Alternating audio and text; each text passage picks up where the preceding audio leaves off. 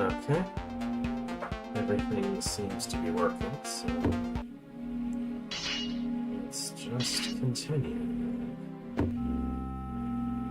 Okay. So I remember this, yeah. I did a bunch of things here which unlock the secret level, but I'd rather finish this level first, do all the required things for Bionic Enhancement Sector. Then I can go check out what I guess is advanced potions. Alright, what's the goal here? We need to open that, so we need someone to hold on there. Hello. So these roaches need to hold this down long enough for me to go in and back out of that door. Makes sense enough, I suppose. I guess I should try to make use / take advantage of this trapdoor somehow.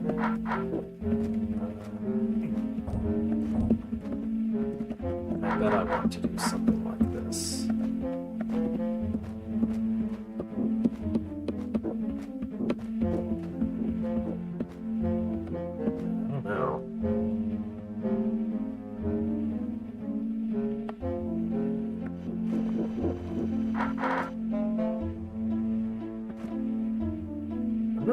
Totally sure if this is ever possible to work this way.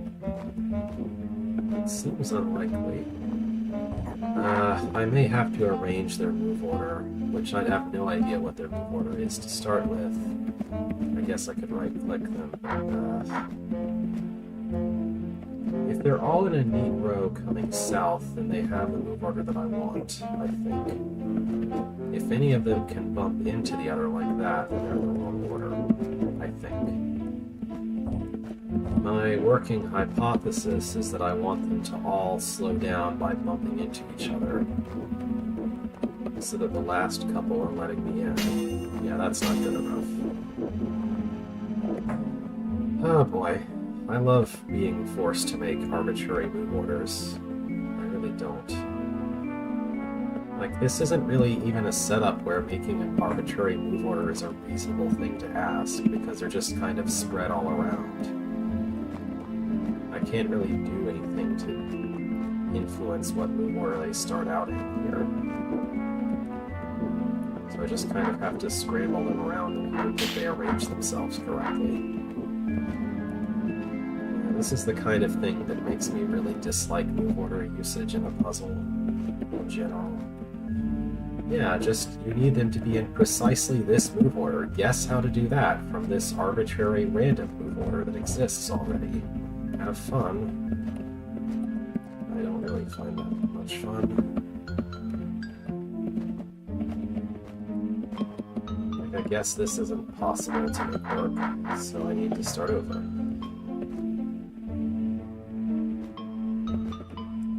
Like, they start out in a circle, basically, or a semicircle, from first to last, and I'm supposed to put them in a line from first to last that's in a completely orthogonal direction to the circle that they start out in.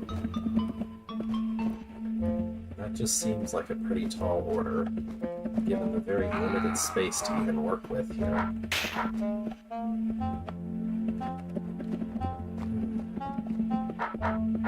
Well, I can barely survive even going around it once, so what order are we in now? 5, 2, 1, and 4, 3. Yeah, this is just a random order, and it's not really going to help me at all. I don't have any tools in the room to really help me rearrange them better. Like a segment, like an area where I can go in and out of and like trap one in and put it back out when I want it to come out or something like that. Or even just like an obstacle to pin one behind so I can push it to the back of the pack. There's just nothing in this room to directly decide the move order with.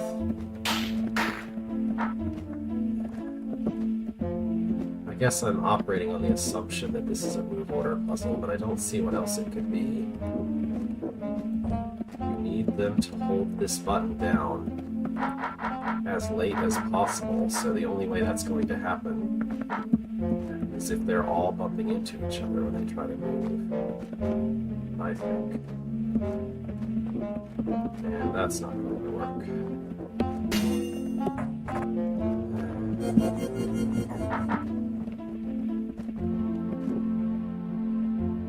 Like, they start out in this really like awkward semicircle of placement. Somehow I'm supposed to make it so that they come out and precisely have the first one at the top, the second one, like 1, 2, 3, 4, 5, from top to bottom is what I think is necessary.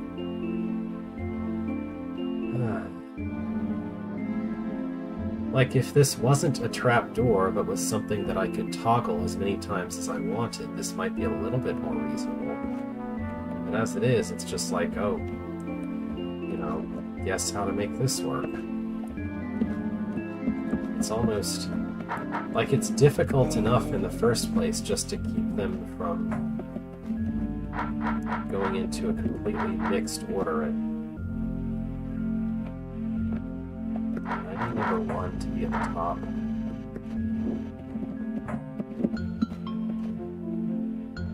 So I guess, I don't know, pull these out first.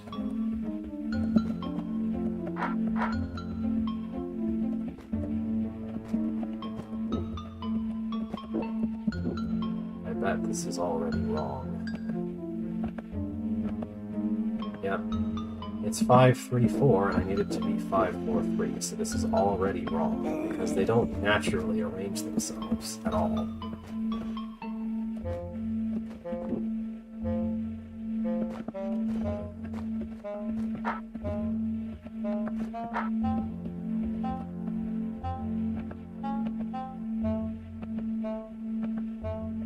So these 3 need to be at the front of the pack, which is supposed to go north. It's supposed to go vertical rather than horizontal. They've already put themselves in a completely wrong order just from me trying to move them a little bit.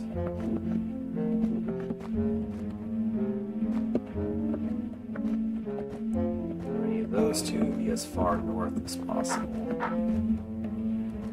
Can I remind you that there is no visual difference between them to tell which one is which unless I right-click them or aggressively follow them with my eyes.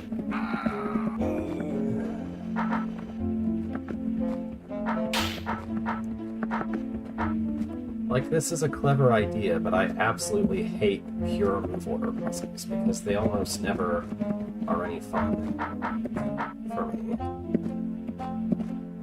Like, at the very least, if you're going to insist on this precise of a move order, you could at least give me a mechanism that lets me store a roach and put it back. Or store 2 roaches or 3 roaches and put them back. Like somewhere up here, maybe? Instead of a thing that only lets me place my solution and enter it and immediately go turn it in. Because they don't naturally arrange themselves at all. This is close to the opposite of what I need, where the 1 is at the front and the 5 is at the back.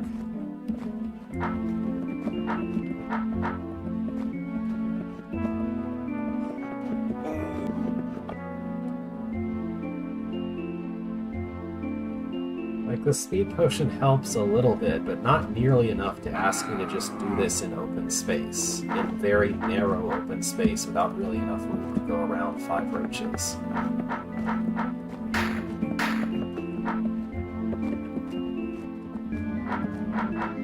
Like, basically the only strategy I have is to circle around them and hope that they decide to go into the right order eventually.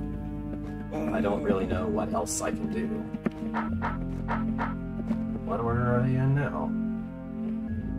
3, 4, 2, 5, 1. Great.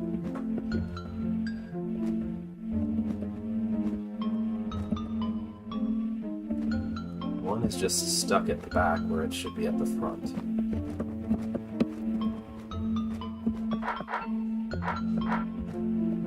And I don't know where it went now. There it is.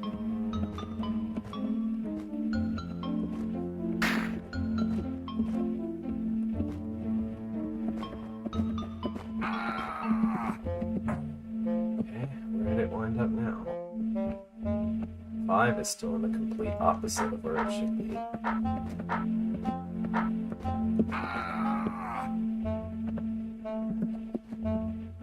Okay, 1 is at the front now. It probably won't stay there if I try to do anything else. Okay,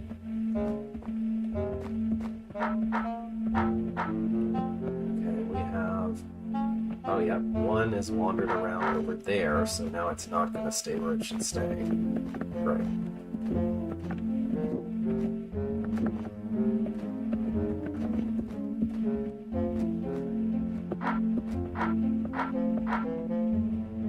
Like, it won't even stay in the right place for like 1 cycle of going around the roaches.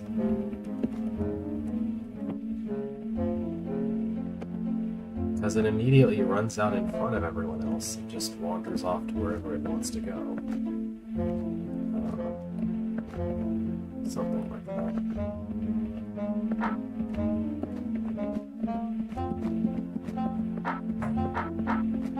Like, gee, I sure hope they didn't just shuffle themselves into a random order again. Oh, that's a little bit better.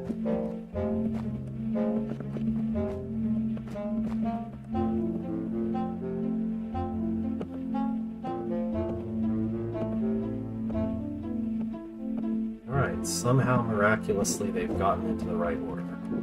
Now I get to see if this is really the solution. I mean, I think it is, but I don't know it.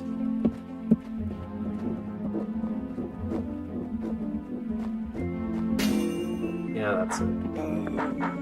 Okay. I mean, it's doable, I just don't like move order puzzles. I don't like puzzles that rely too much on move order.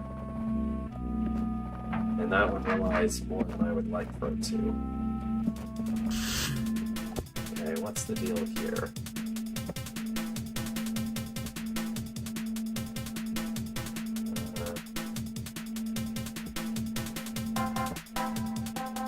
I'm not really sure. A lot of roaches. Close these doors if you kill them. These orbs.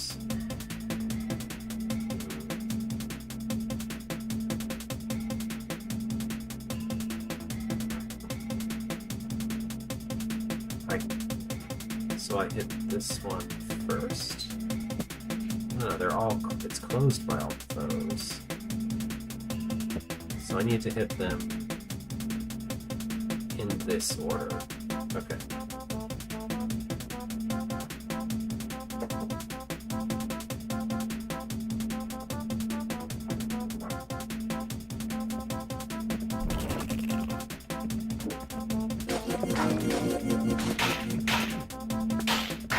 So, I have the option, seemingly, of getting rid of 2 of the queens if I want. Because if I do that, that will close a door. But if I just get rid of just 2 of them, then I just need to go a long way around from them.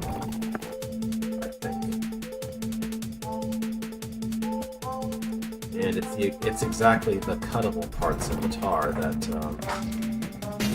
would close the way out. Alright, so next we want to hit that one.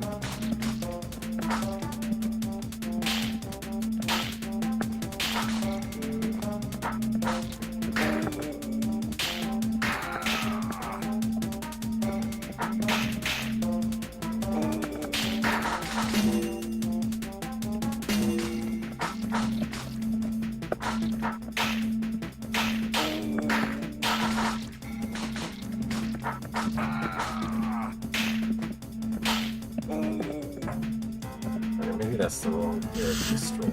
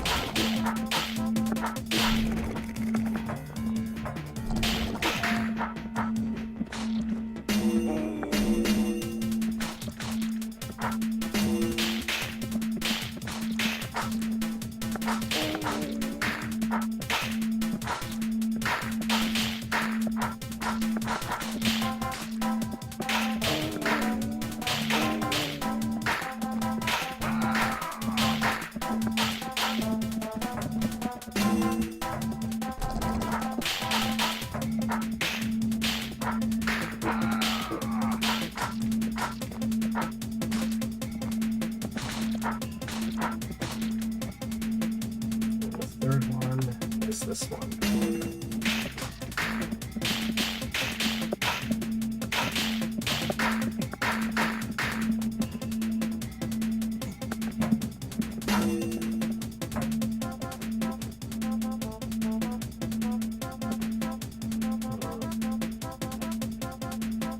Can I get away with killing more queens before I leave to the... I think I could. I think I could kill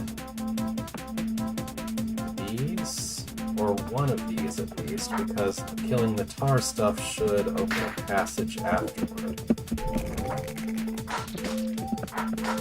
Since after I kill the brain, I'm dealing with an unbrained cord, it'll actually be helpful to have less of a crowd to worry about. Although I have to be careful with my timing, I guess.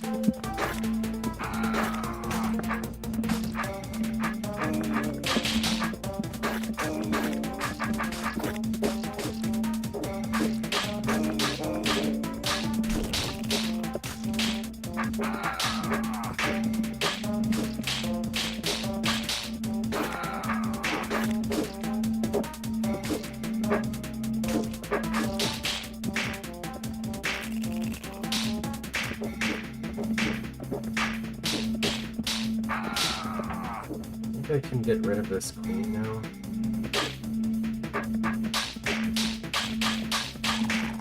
Yeah, I have safe passage anywhere since the tar is gone.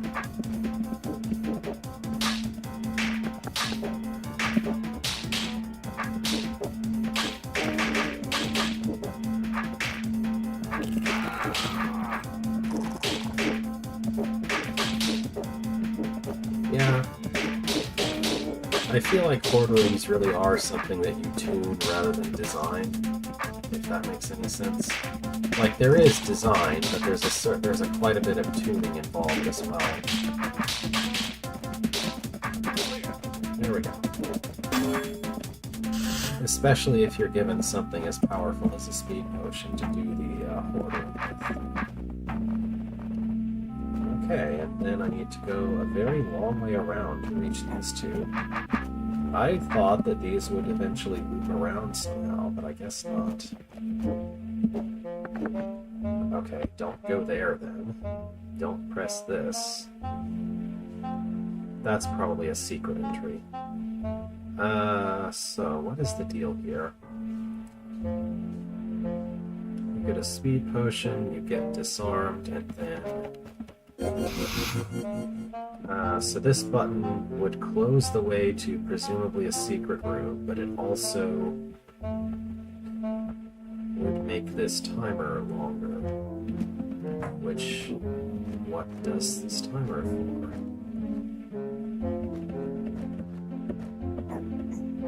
My goal seems to be just to let the snake out. And then kill it as soon as I can.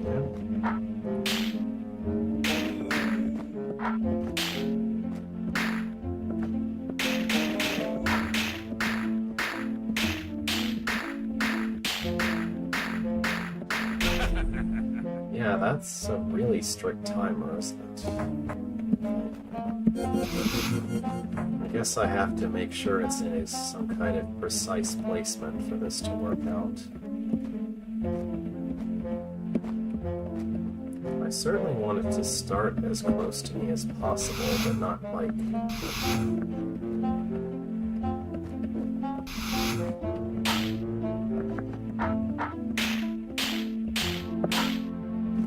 Yeah, I have to spend basically no turns moving somehow.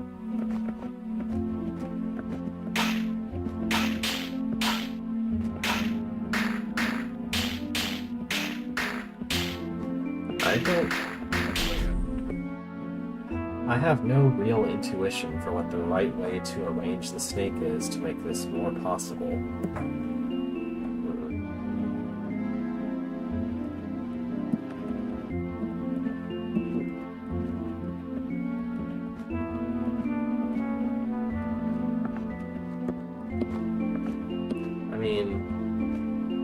with the speed potion, I can basically put it in whatever shape I want.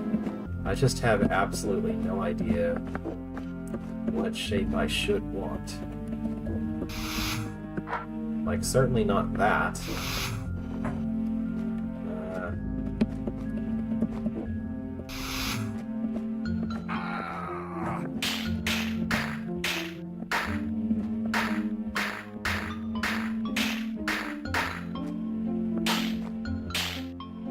Yeah, that's already too slow.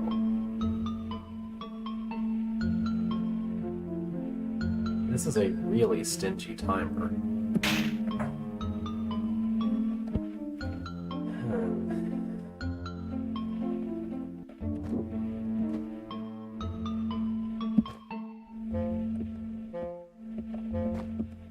Should I be trying to make it hurt itself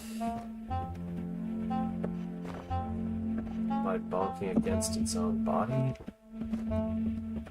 I can. That would give me more time to work with, maybe. Except then I can't stab it.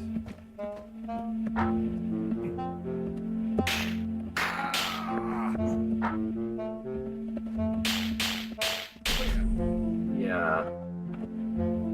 That almost works, but not really. If I could stab it sooner somehow, then it would work, but I don't think that's possible. Because if it's blocked in by itself, that automatically means that I can't do any stabbing.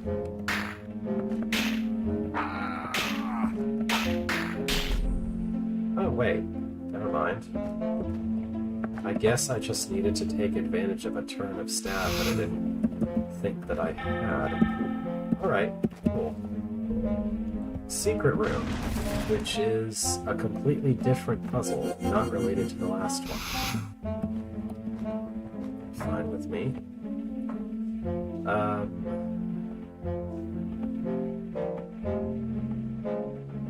Looks like my goal is a level on every plate, except if I have a web on every plate to begin with, and then I start walking through the passage, then some of them are going to walk off of the plate because I'll be orthogonal to them. And I have to go both in and out somehow. So I don't really know how to manage that complication.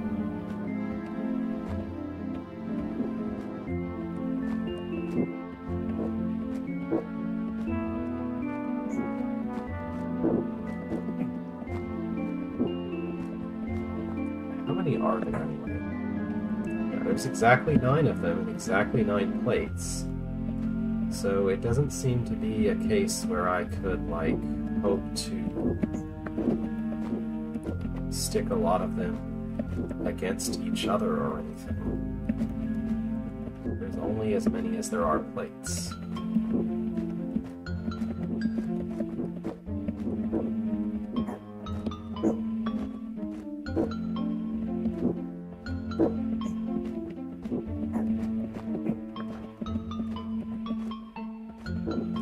This would be more satisfying if they would lock into place as soon as I have one level on each plate. But that just isn't how the room is designed. Like, I would imagine some briar-based mechanism that fires as soon as there's a level on every plate. Although I guess you'd have to do something to keep the player himself from activating it.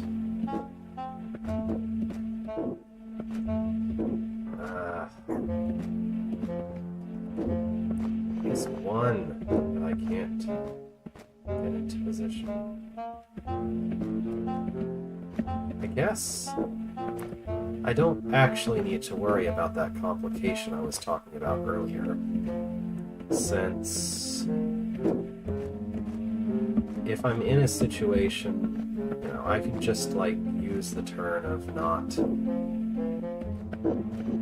the in-between turn, when monsters aren't actually allowed to move. I can just make sure that I'm passing by the wubba when they want to move. Make sure that it's one of those turns.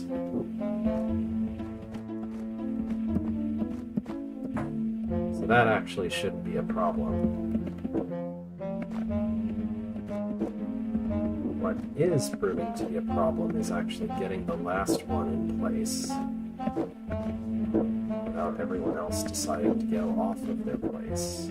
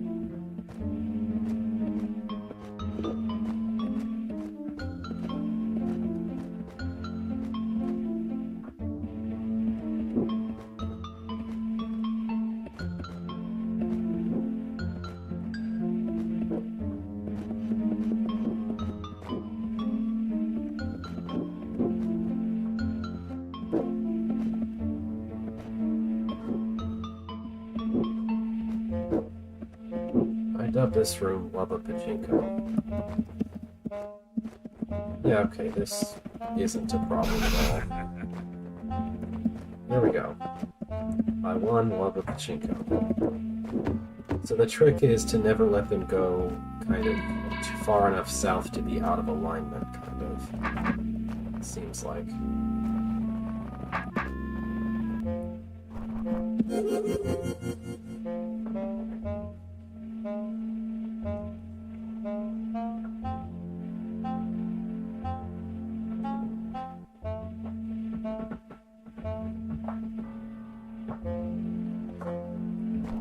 Well, the goal of this seems pretty straightforward.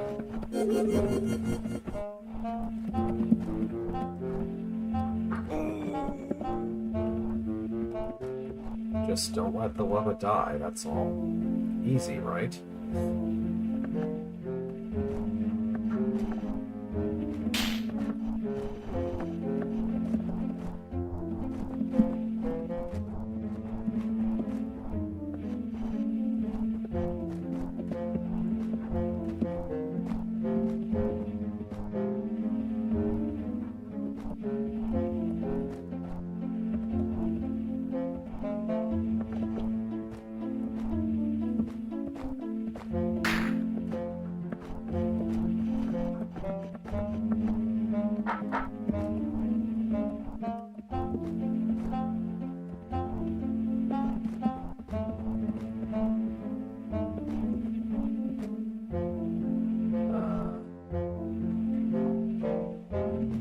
Oh yeah, that's right.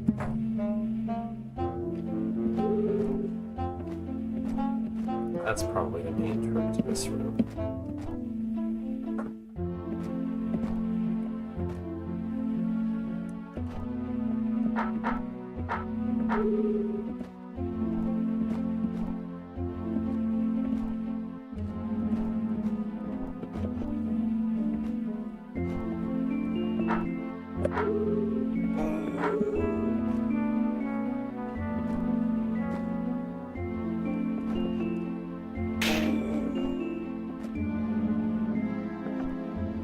Not sure how to do this corner.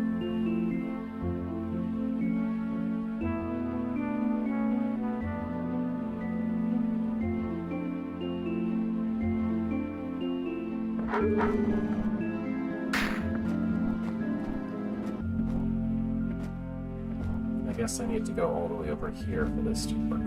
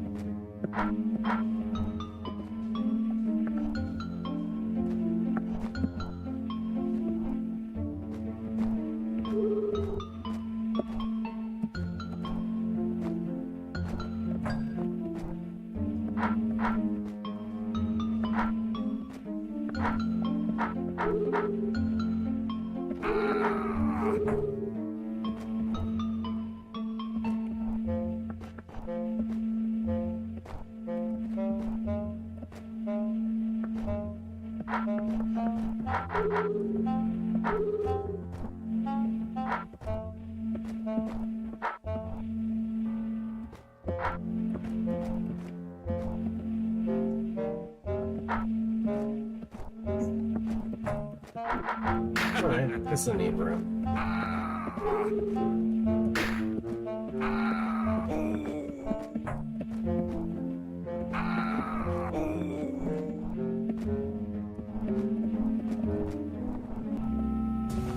Alright, got the exit level. And the blue door is down there. Okay. So I'll go get credit for this level back in the main hub and then come back and check out what I've been advertised as advanced potions.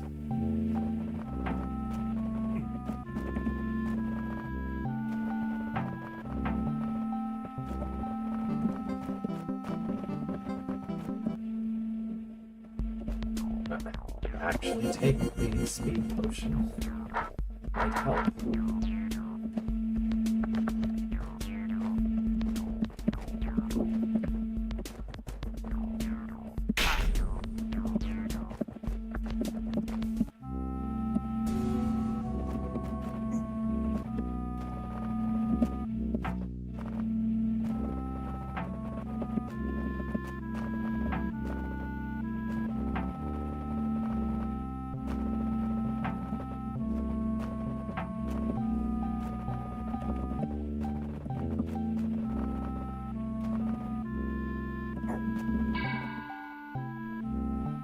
Let's see.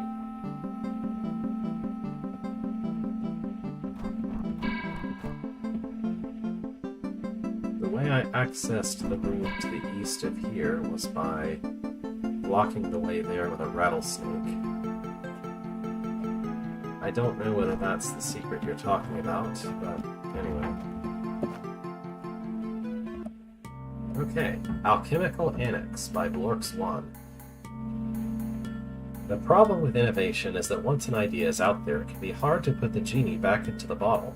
For example, once the concept of speed potions had gone from an idle jotting to in the margin of the minutes of a dull meeting to a bulletin board discussion and then to a recipe, followed by a trial run and then a physical realization, it was inevitable that a surge of bright sparks with ideas for other ways to enhance human performance would jump on the potion bandwagon. After all, speed is wonderful, but it isn't everything. Sometimes a smiter needs to have a longer reach or a higher jump or metal feet to protect against spikes, which presents a problem when it comes to Ormites, but that can be solved another time. And then when all these potions are lined up on the shelf next to each other, it's only natural that someone should start wondering about the possible effects of taking several different potions at once. And sometimes the Smite Master just really needs a drink. Alright. Beethro's drinking problems. Not really. So... Here, I think we need these to stay rock giants, if I'm not mistaken. So that being the case...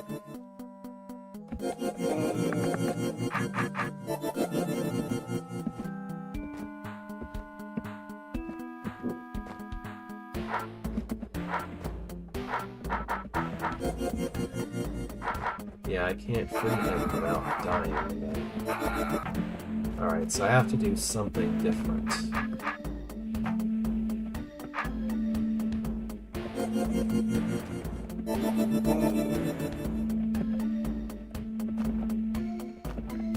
What can I do here?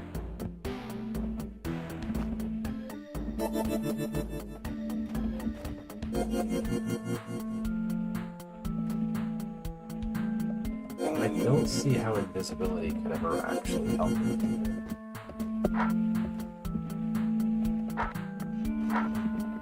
I bet I need one of them to block the other.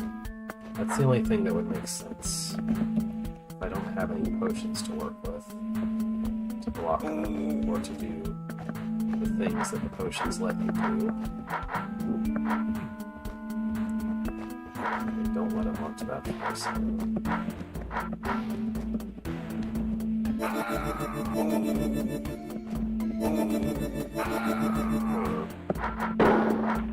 Okay, that isn't working out either.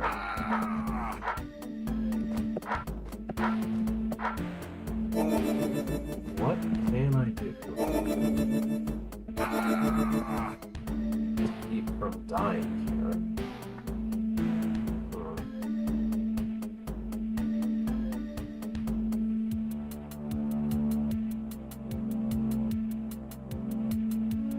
I guess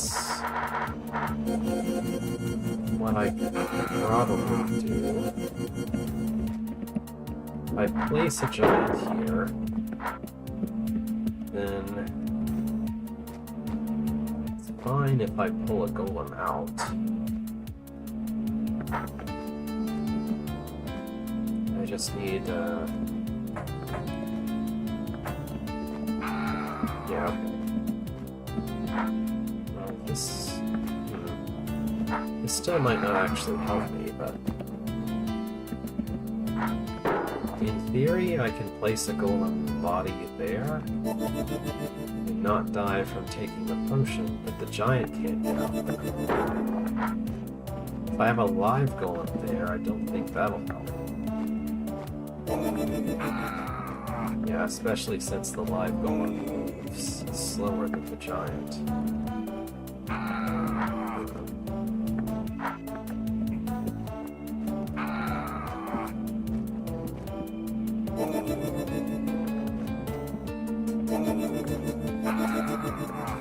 Yeah, that doesn't work.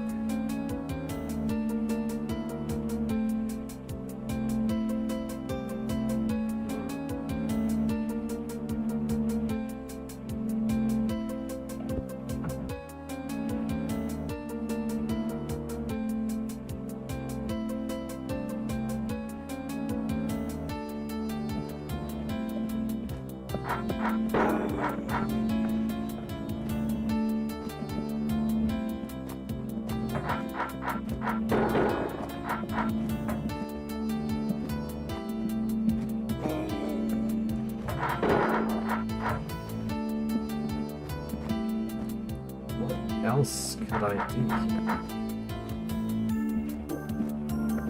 There must be something I have access to that I'm not using in the way that I'm supposed to, but I don't really see what.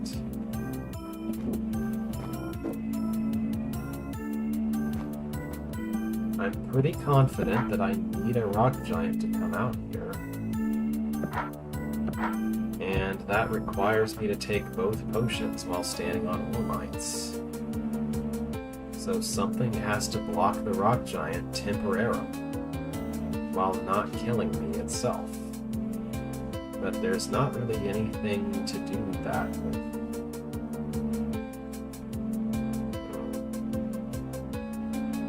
There's no tools in this room that would let me destroy a potion rather than using it. There's no apparent use for being invisible that I can tell, because it's such a cramped space in the first place.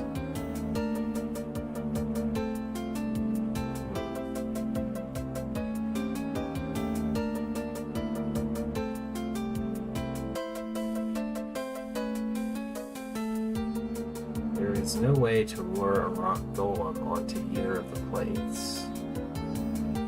Only a rock giant.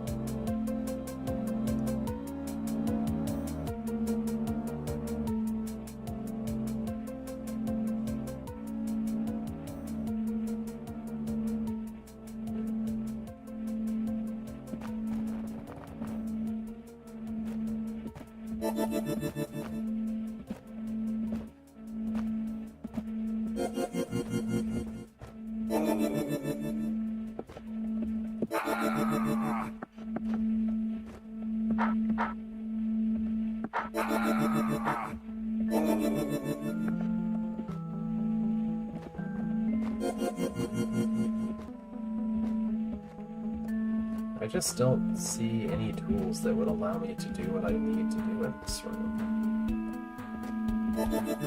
Oh, well, never mind. I guess I just wasn't timing it right.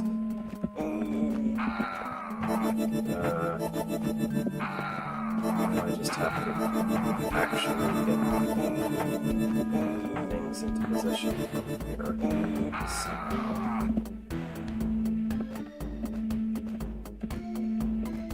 Yeah, I need you to not do that.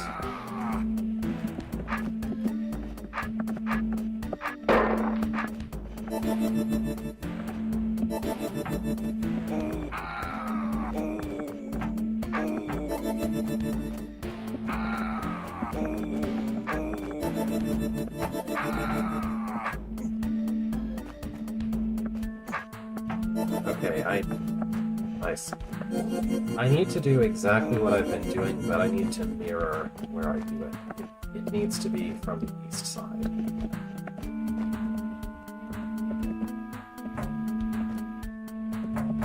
Which... can it be from the east side? It has to be a speed potion that I take, so... I'm not sure I can do that from the east side. I guess I can try.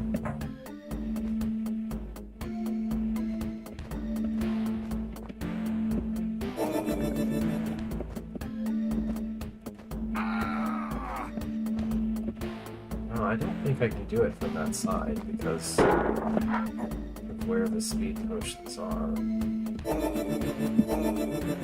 Also, I guess the order matters, so it has to be the north one from the west side.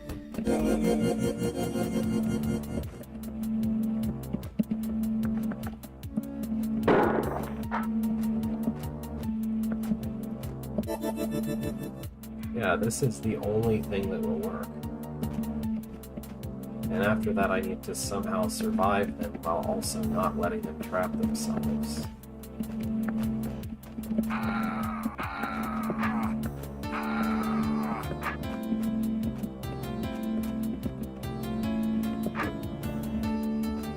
Yeah, there's no way to get it off of that now.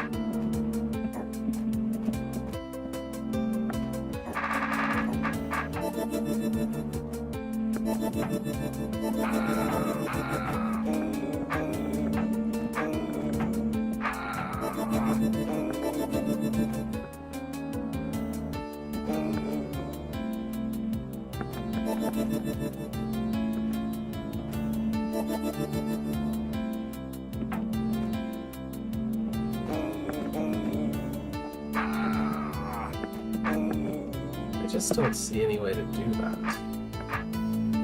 There's no way to let them out of one of these arrow traps once they're in one. And there's no way to get around them without one of them getting into a trap.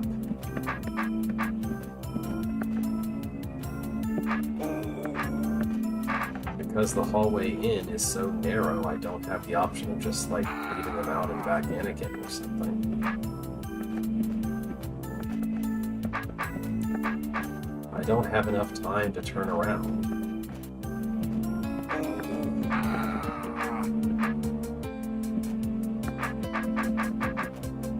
Like, this is the absolute closest I can get. And immediately one of them gets on a stupid trap it's not supposed to go on. And there's no way to get it off.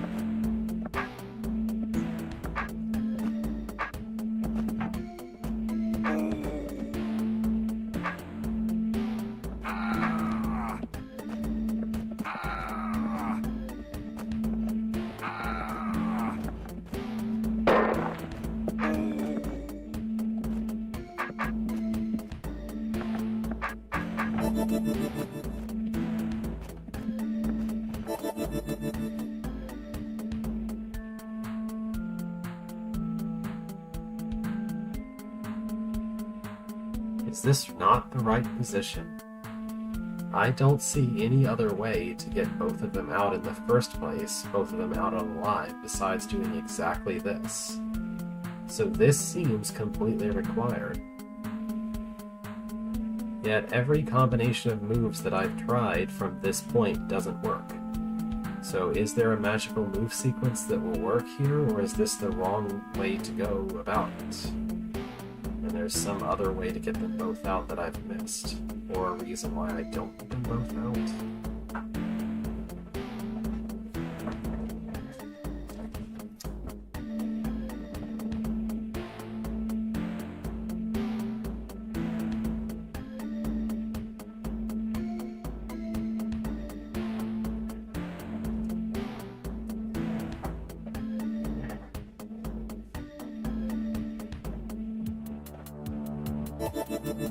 Because this feels completely required. And then if I do this, then I wind up stuck here with no way to not get that one trapped there. And if I do this, then that one gets trapped there, and there's no way to avoid that.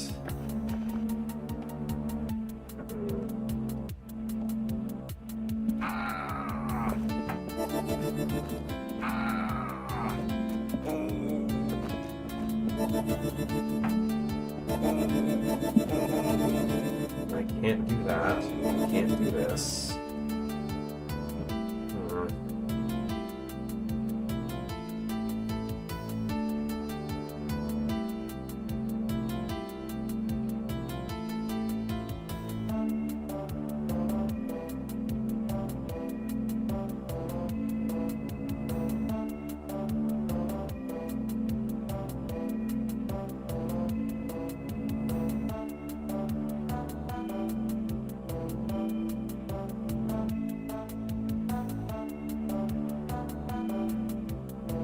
Since this is a move order problem, it has to be 2 giants. Because whatever is supposed to block the way has to move first.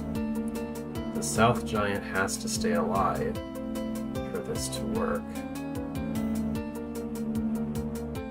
So the north giant is the only option. I can't break it up before doing this because then the move order would be wrong. I'm 90% sure that if I break up a rock giant, all of its resulting golems are considered new spawns that move slower, that move after whatever existed before I broke it.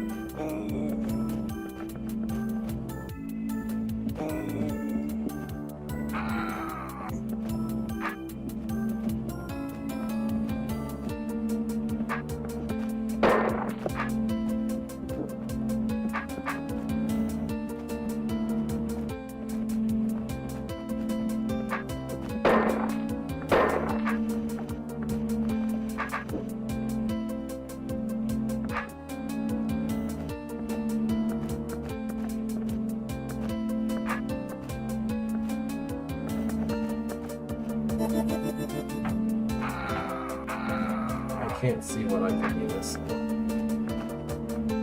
Unless there's like a hidden broken wall I can use to free one of these traps.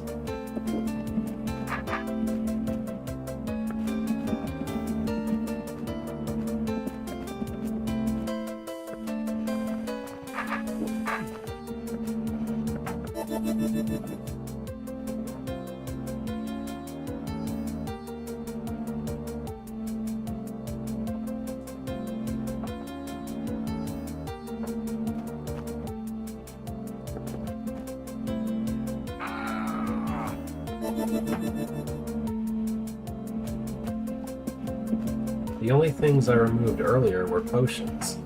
I have to remove all 4 potions by this point, so... like, the top one can't come out unless I take both potions from the top. And the bottom one can't come out unless I take both potions from the bottom. So taking less potions isn't an option.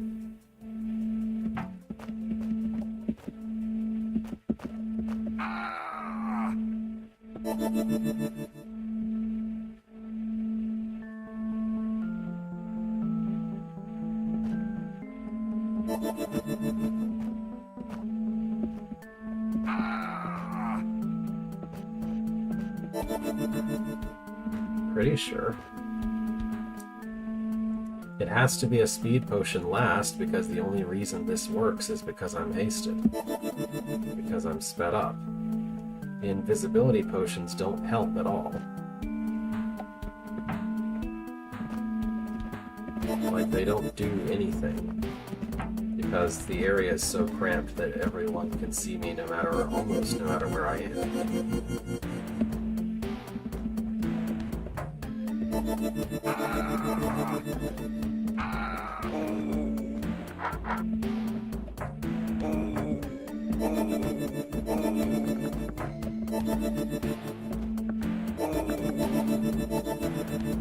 I guess that doesn't really matter. Alright. So I was convinced that I needed to be sped up for that to work, but I guess not.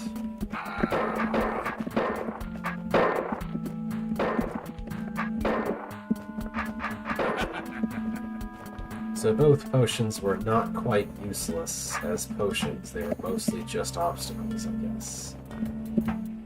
Okay. What is this mess?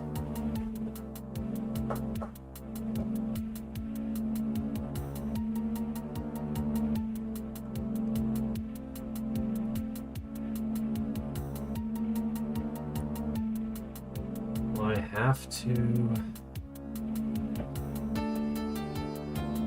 have some trapdoors, we have a bomb. A weird force arrow based mechanism here.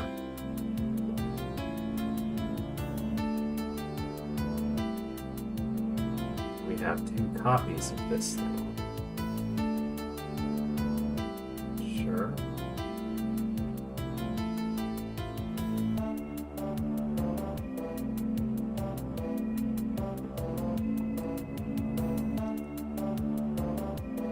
So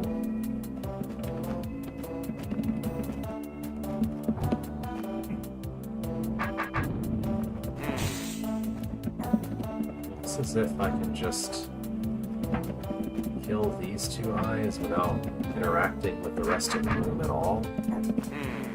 And I emphasize that it looks that way because I don't really know if it is that way. But I don't know what else. Like, what else would I even want those bombs for? Powder kegs, rather.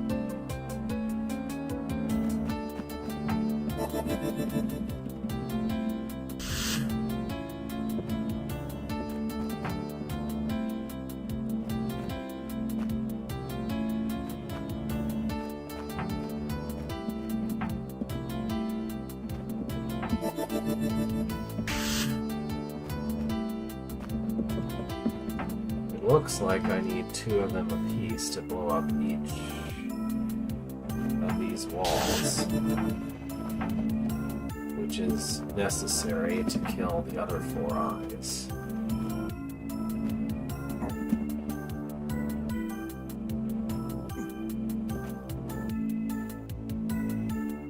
Although I'm not really sure how to extract another one at this point. I know how to get the corner ones, but not any of the others.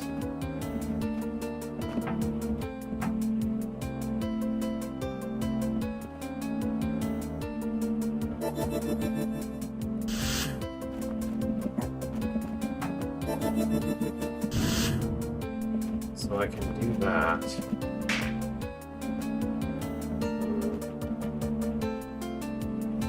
But then there's no way to extract this one. I basically need about 4 more of them than I have. I guess I could, in theory, take another one from each of those, but that would only be 2 more. So there has to be some way to actually take more of these. I guess that might work. That uses up 1, but it only gains 1, doesn't it? No, it gains more than 1. Okay. That gives access to more of them, which is good.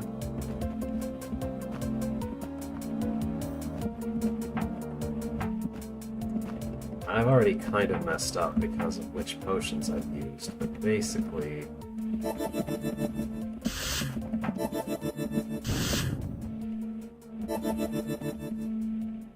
something vaguely like that.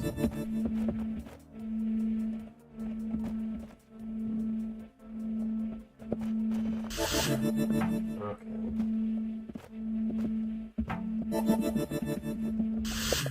So... let's see.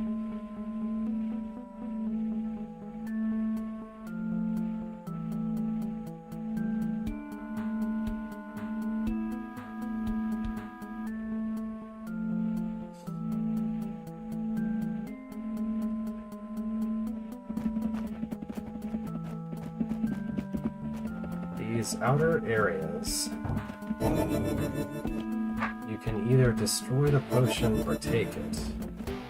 But if you take the potion, there's never a way to kill the eye. So you have to destroy it, unless you've somehow managed to take another potion prior. As if I had done this, then I could safely kill that eye.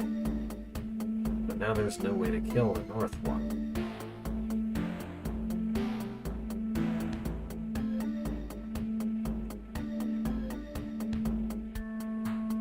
order is completely enforced,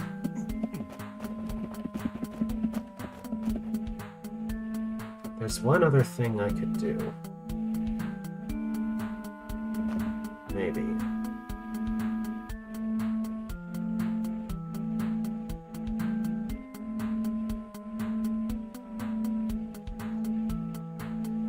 If somehow I could bring a mirror into this box, then I could put a mirror onto the trapdoor, and that would allow me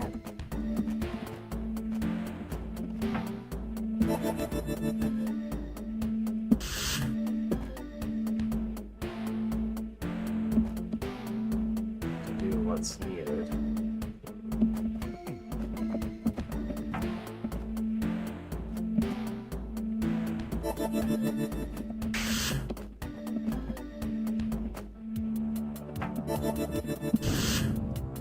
Okay, that gives me access to a bunch of things in here, including one of the mirrors, or as many of the mirrors as I want, kind of.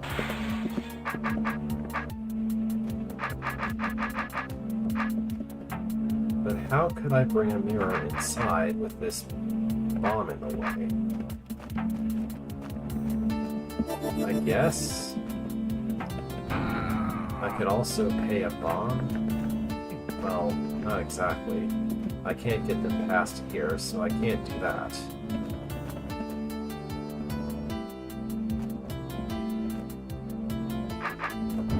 How could I get a mirror inside?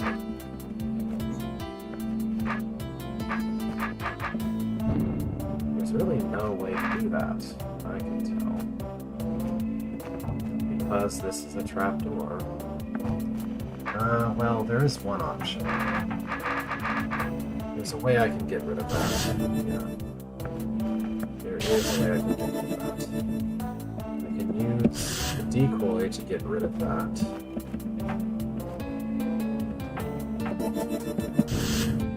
And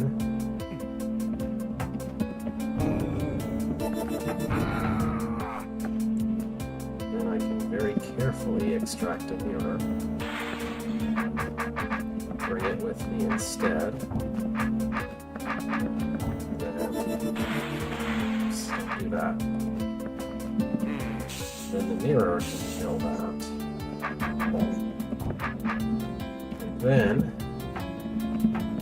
I can go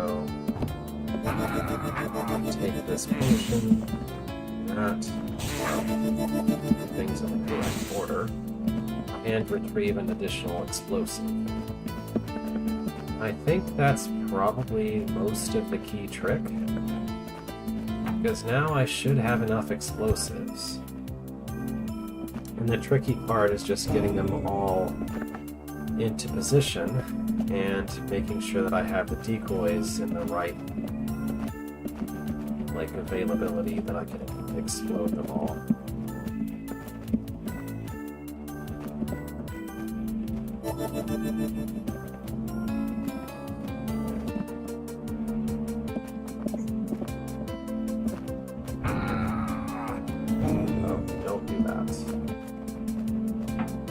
Okay, so that's where the bombs belong, except for one of them not being where it belongs, but I'll fix that. Then I really need to clear off the spaces that are targets next. So, that.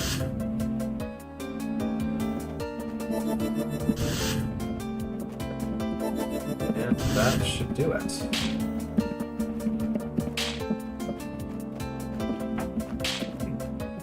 Classic, here are two unrelated looking things that you actually need to interact with each other to solve the room.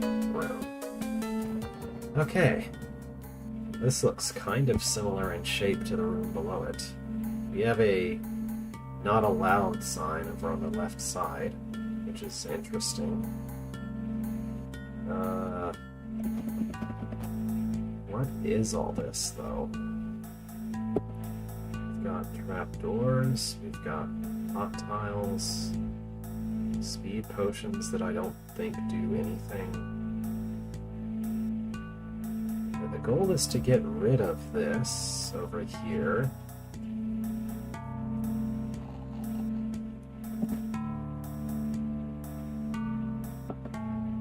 These are just disarm tokens and nothing else.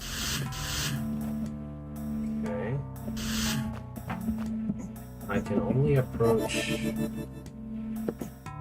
the decoy potions orthogonally.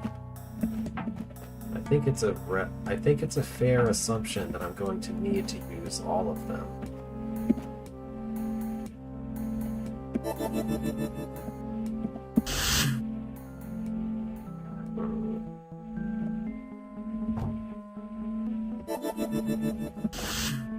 Are these? Yes. Okay. These are in dire need of double cuts. But... okay, so if I place one on a disarm token, and then that won't work.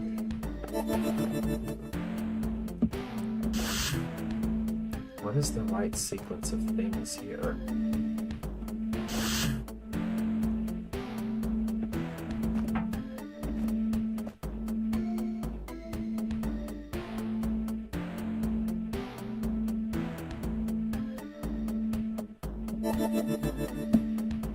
So how do I create a double cut situation using disarm tokens in the first place? Because as soon as anything rearms, it'll just immediately do the cutting.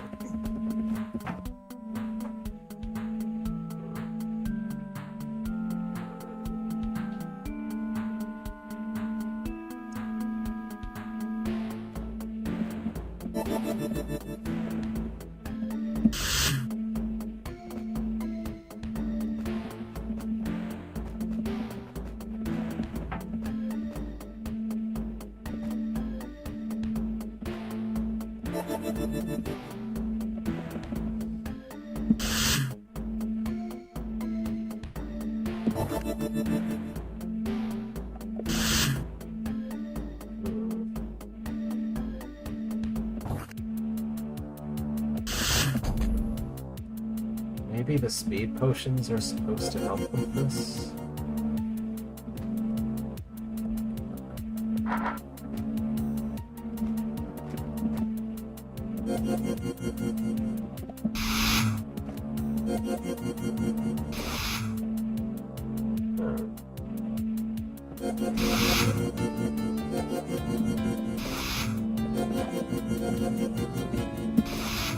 It always cuts on its own turn, no matter what.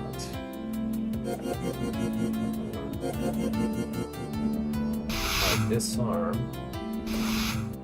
and rearm, it'll cut when I rearm.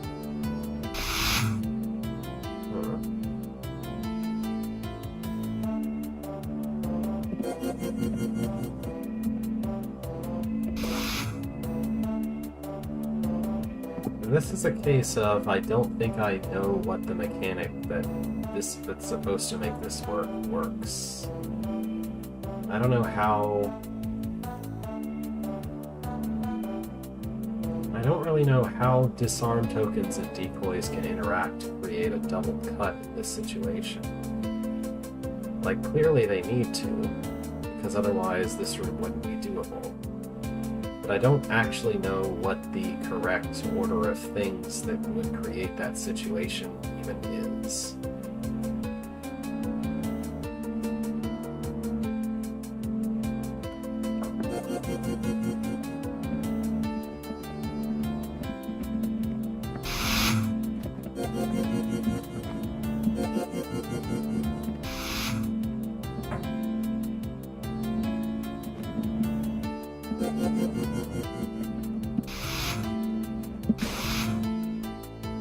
Okay, that... Huh. I thought something like that might help, but not exactly.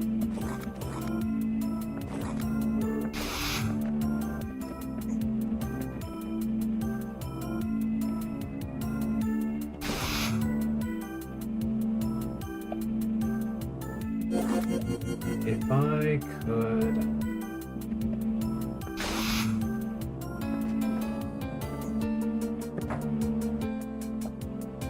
Okay.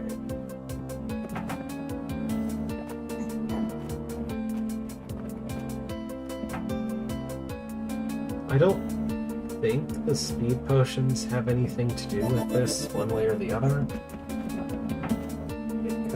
I could be wrong, but as far as I can tell, the decoys are just going to cut things when they cut things. Speed potions don't matter. What does matter is being able to approach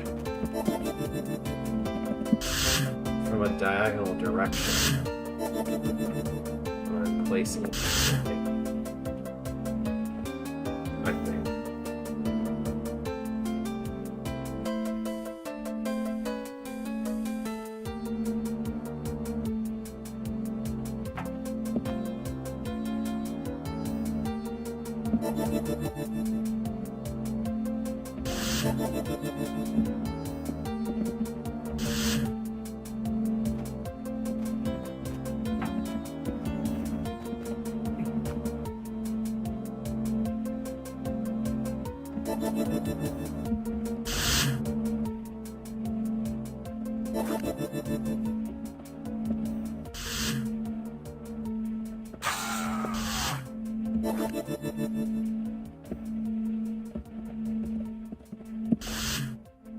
What?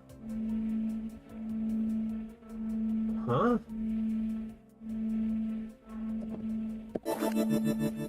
Why? How is that not a double cut? There are two entities with swords, whose swords are on places that would cut tar, so they should simultaneously cut the tar and count as a double cut. Why is that not happening? Did I need to... Like... It's clear that's not a double cut because I place it after the cut happens. But if I place it as the cut that precedes the cut happens, then it still doesn't count?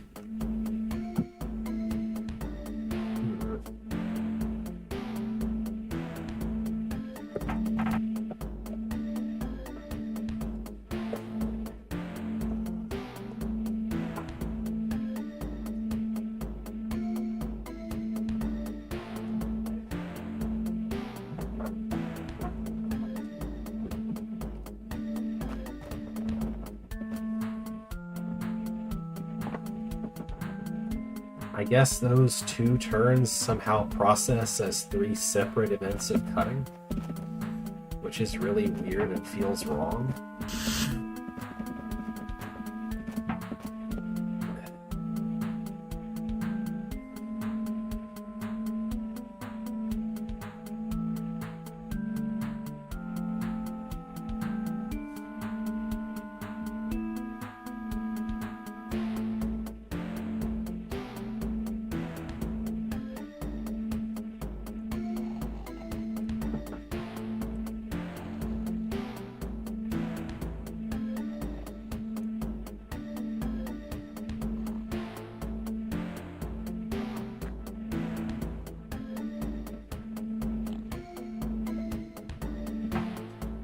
I just don't really understand the mechanic that this room is supposed to rely on, I think.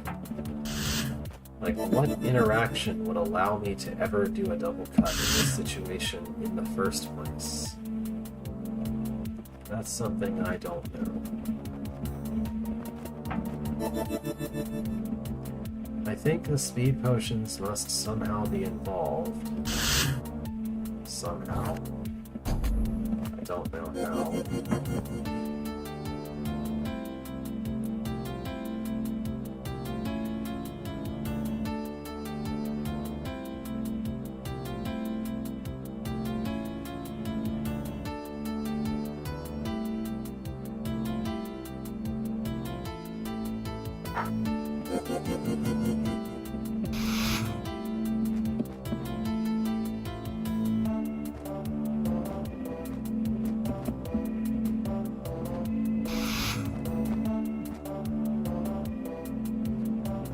Am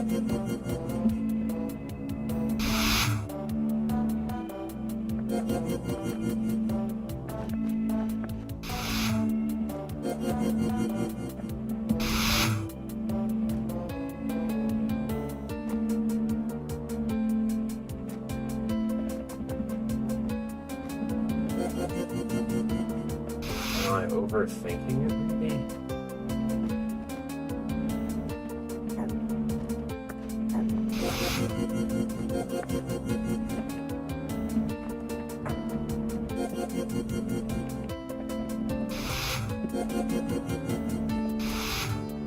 Could it be as simple as that?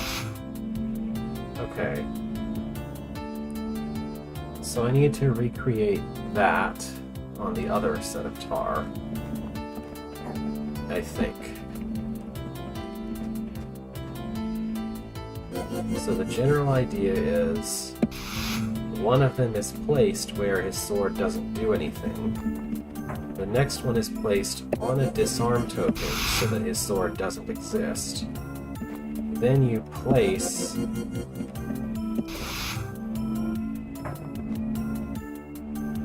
two of them in such a way that they cut away the tar that's in the way of the other two. Although, I need to be careful about this part since I'm running out of potions. Okay, then place that one down. Yeah, I believe I was overthinking it, is probably the best way to understand what was happening. You just need to make two of them in a position where they will double cut when you rearm, by making sure that one of them has an ineffectual cut until it's disarmed. That's not really a new mechanic, it's just a specific way of setting things up that's necessary for this to work. Alright.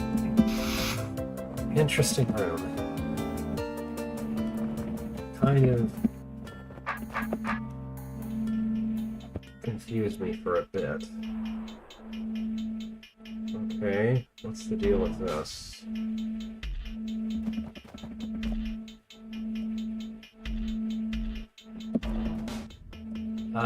So I think if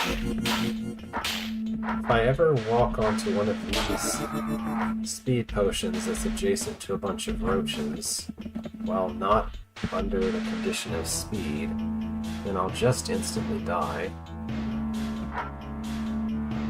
Okay. We also have access to the ability to blow something up with a decoy and an explosive. And a clone potion, which would allow me to go somewhere. Alright, so first of all, I think my earliest goal should actually be to be able to get into this box where I have several potions I can use for additional supplies.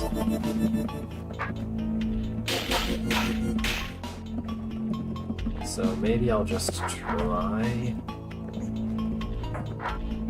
using the supplies I start out with to reach that. Honestly, these very highly connected areas might be a better choice. If I'm going to treat something as additional supplies. Since clearing out the roaches basically makes some of these potions then usable, it might be more possible to blow up a potion with a decoy with this fountain.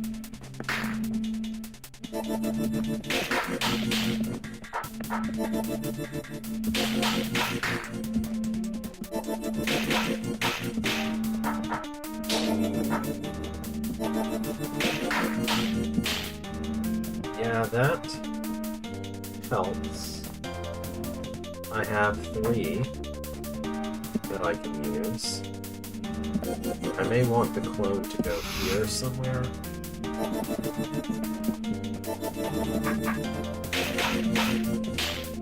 That gives me access to a couple more. And then that gives me 2 more. So now I'll use all of them that I can to try to reach the supply of 4 in here. I haven't counted, I'm just letting the game do a counting for me here. To see whether I might have enough.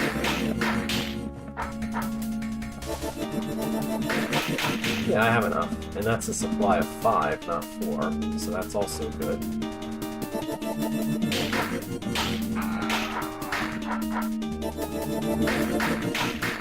That buys me 1 more.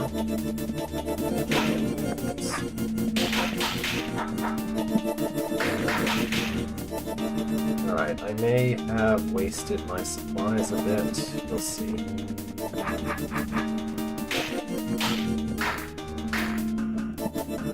So if I then use this, then these 2 are available.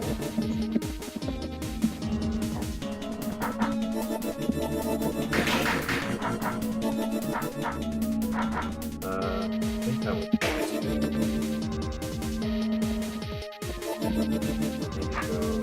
this way.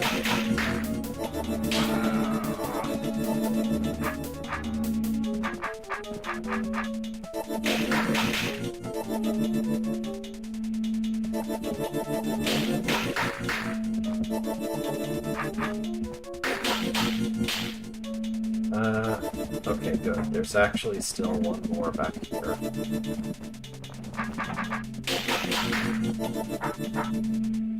Yeah, don't do that.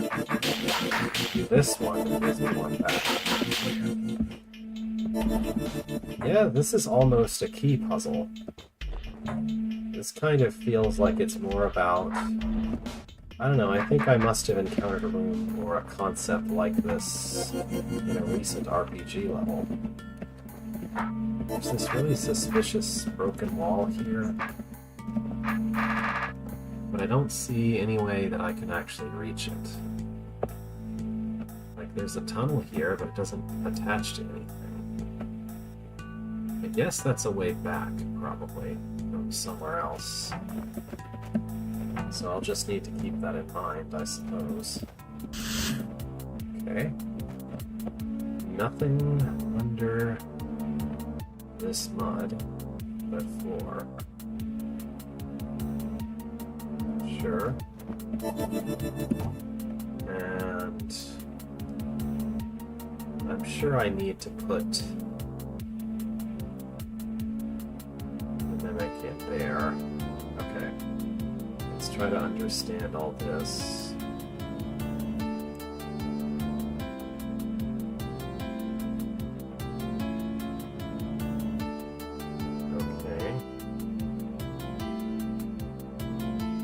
So the mimic has to destroy all of the mud first. And then after the mud is gone, the mimic presses this. And then I have to press this. And then the mimic has to get all the way up there. Since I'm invisible, that means that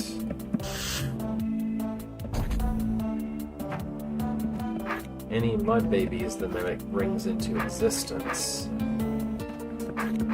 will just stay. So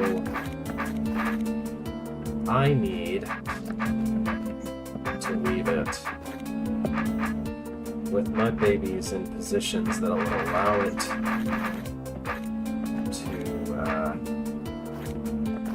to get into position.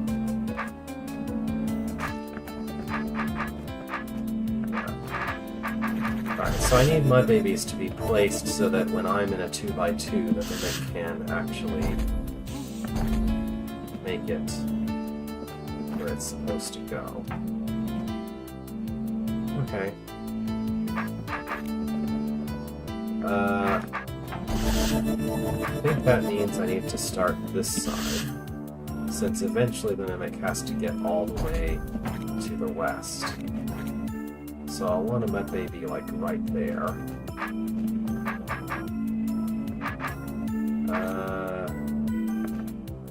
Can they be directly next to each other like that without it causing a disaster?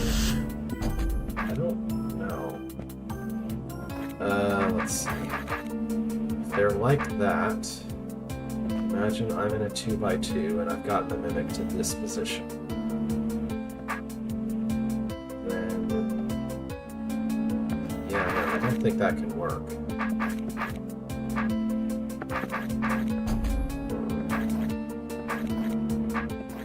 Okay, I need to do something like this to begin with.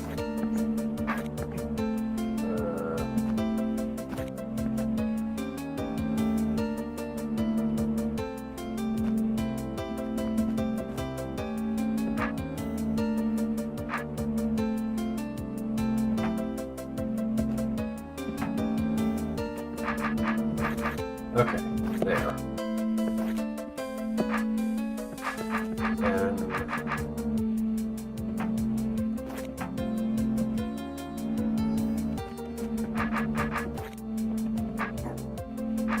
Something like this is what I think.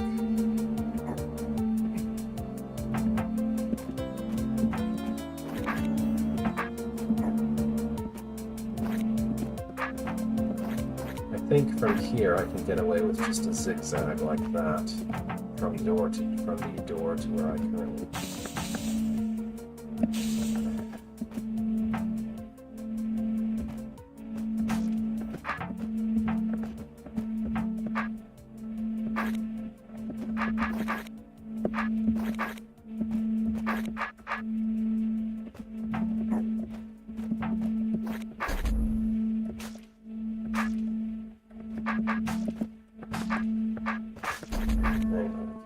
About this. There. I think that should work. Hopefully.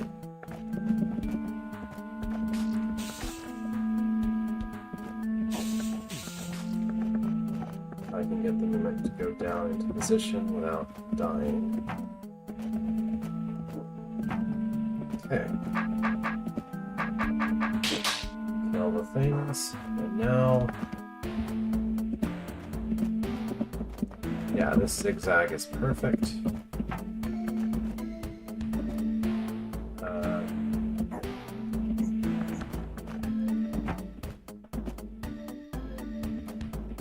didn't necessarily think this part through that carefully, but it should work, right?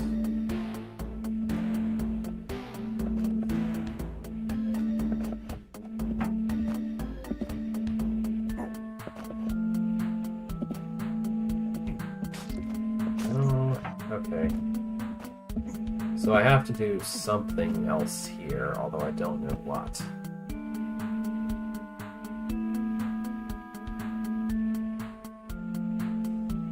It would be better, since I know that a zigzag will work, it would probably be better if I used a crowds to the south and then use a zigzag from there to the top. So I don't know exactly what I need, but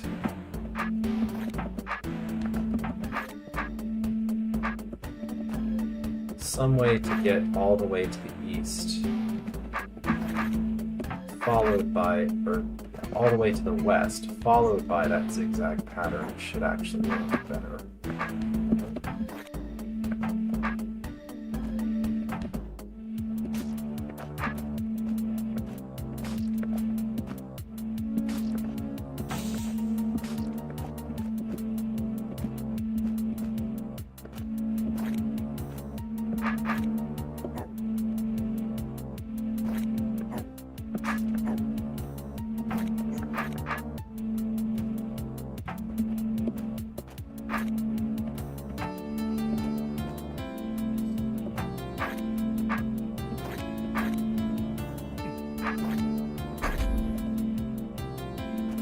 Maybe that will work better somehow.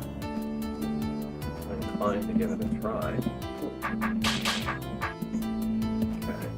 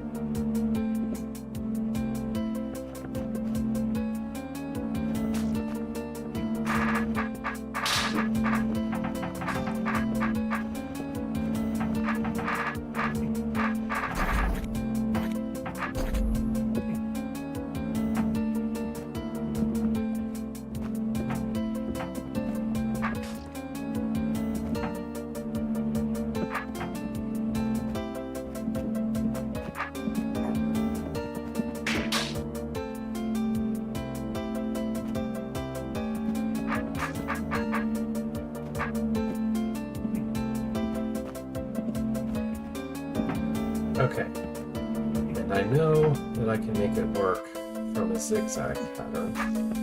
At least I think so. I was able to do that before.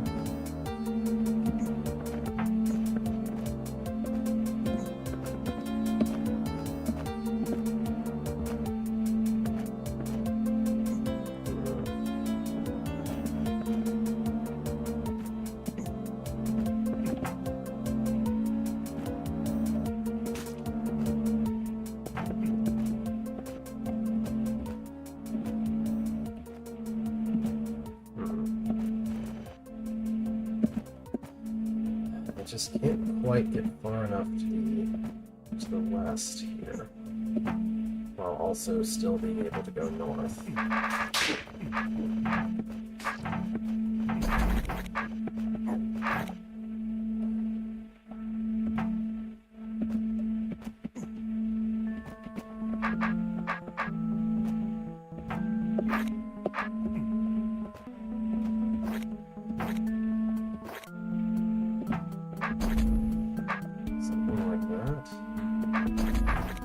Has a huge gap.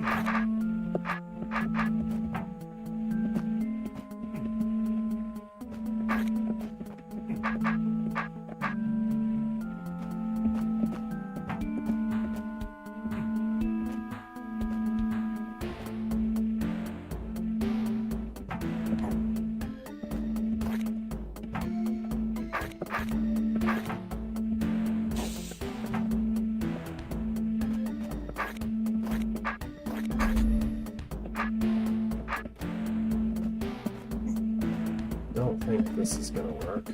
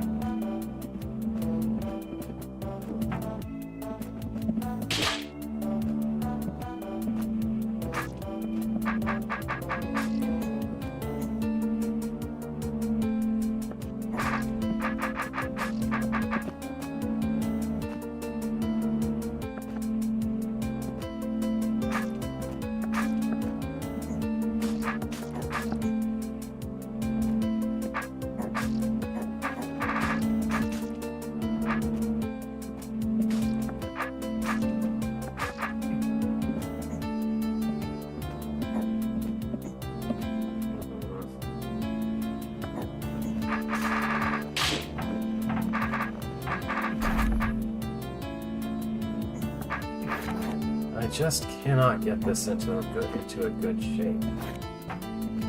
Maybe I'm trying to make this area at the south do too much at once.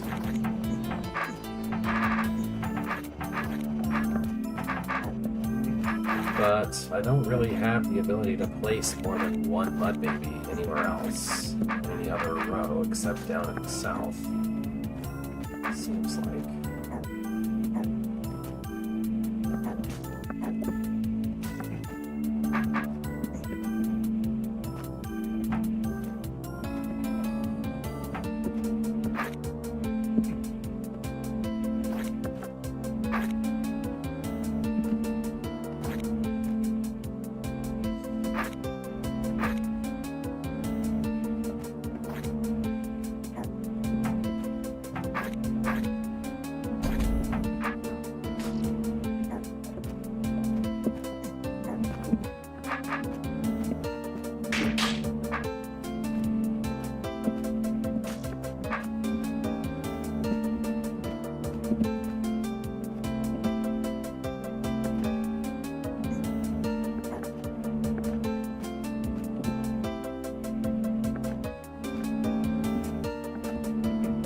Yeah, this is the problem.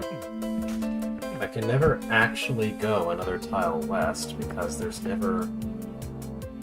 no way to set it up so that I can push to the west while also being able to push south.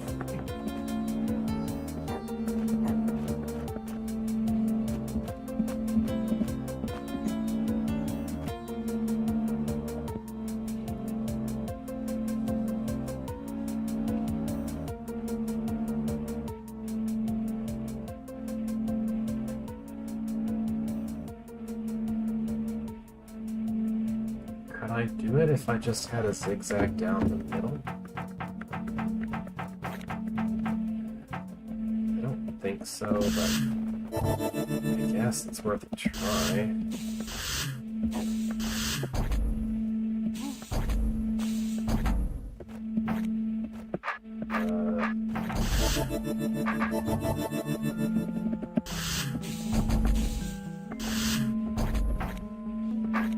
No, there's no way to avoid one of them being like that.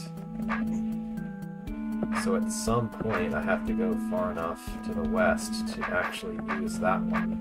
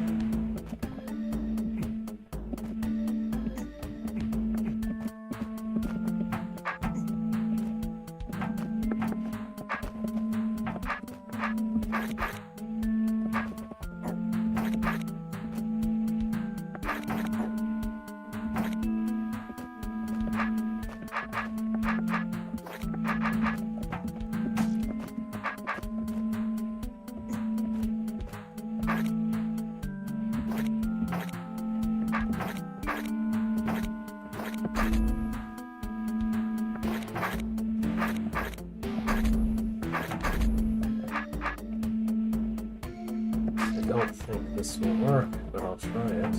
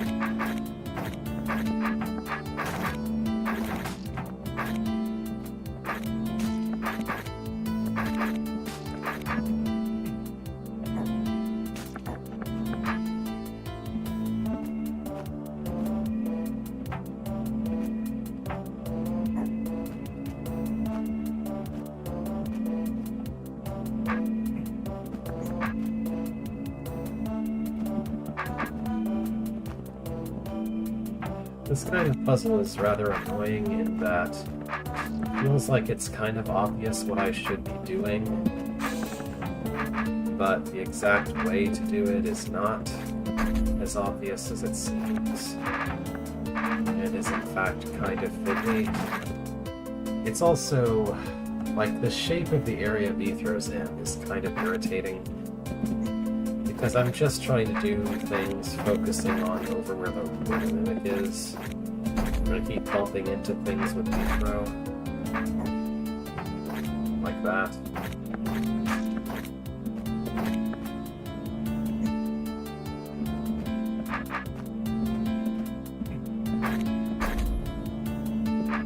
Something like that, maybe.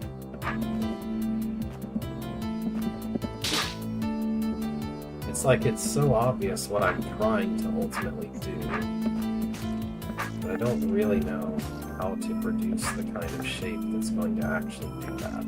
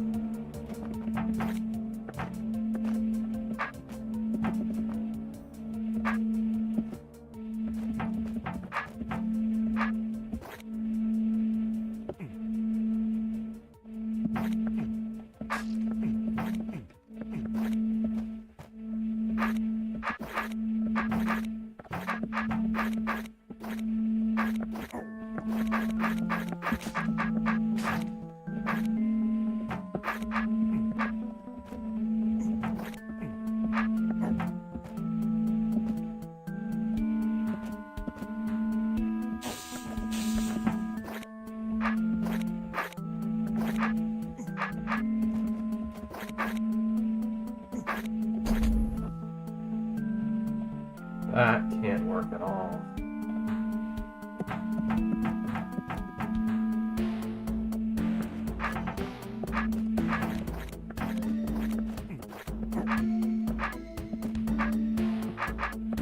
It has to be something incredibly simple, like a specific configuration you do with the last of the mud, and then the rest of it you just zigzag through,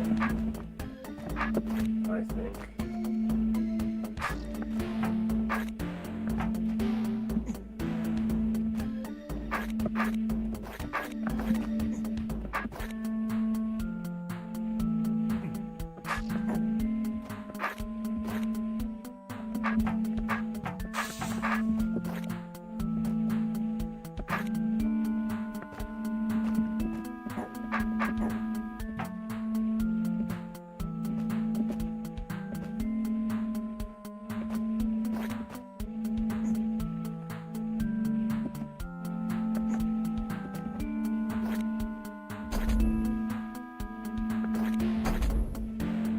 Maybe something like this. Since the whole issue is that I only seem to be able to move through zigzags, maybe I just need a horizontal zigzag, and that's what I've been missing. Let's see.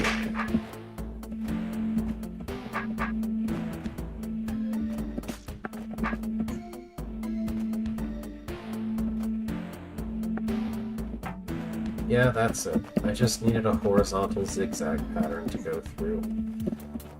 It is really simple. Or at least a lot simpler than I was making it. Okay.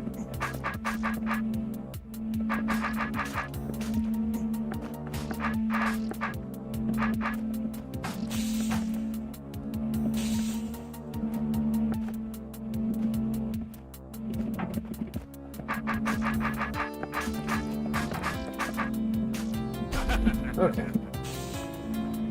What a room. And I can't go that way, although it looks like a secret, an exit to a secret of some sort.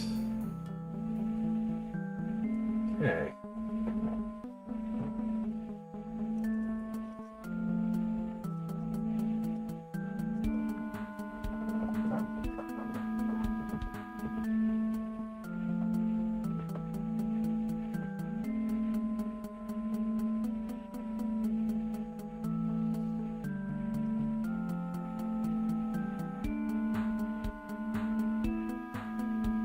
What do I make of any of this?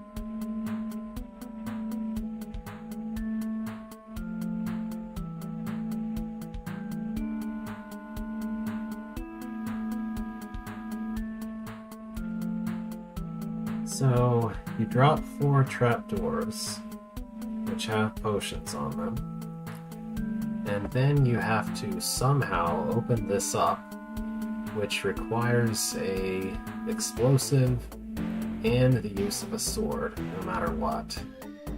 And then you have to go through this weird hot tile-based area to kill all of these eyes.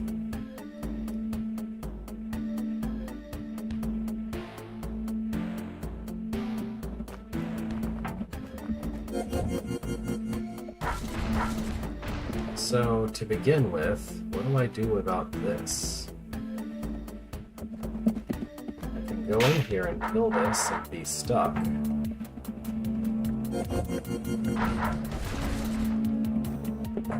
I suppose I could try to push a decoy inside and it would get stuck instead.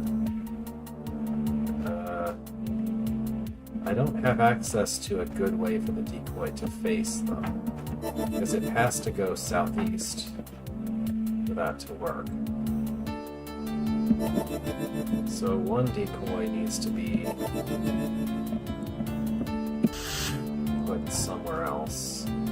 This one has to go southeast.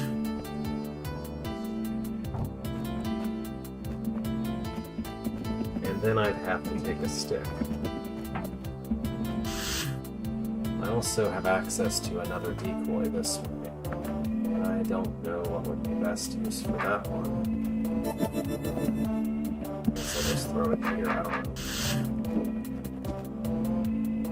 But being stuck, okay.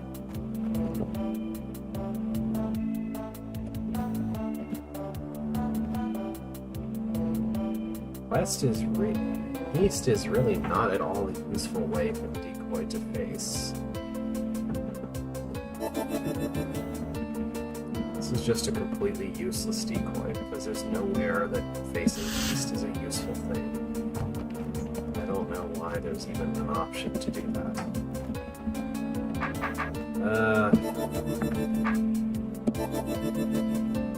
If I put down southeast facing decoy,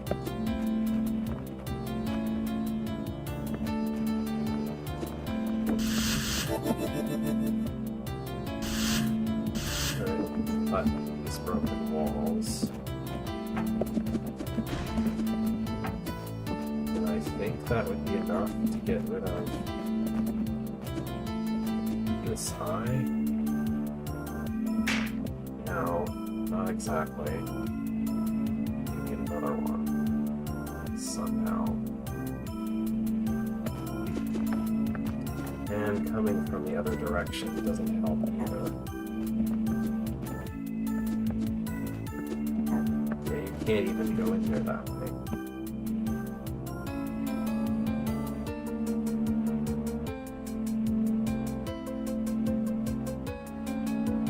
I guess I could use up a second decoy for this.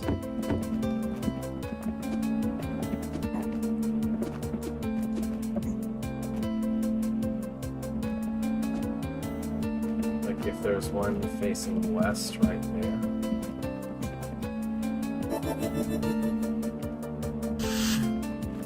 I don't see any reason why I would want to disarm.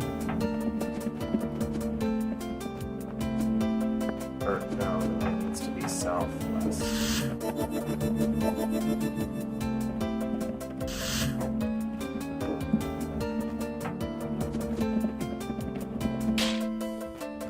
Okay.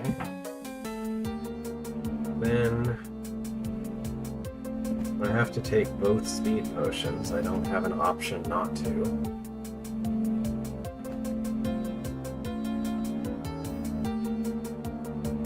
And I'll need a decoy to have a sword and be facing the west.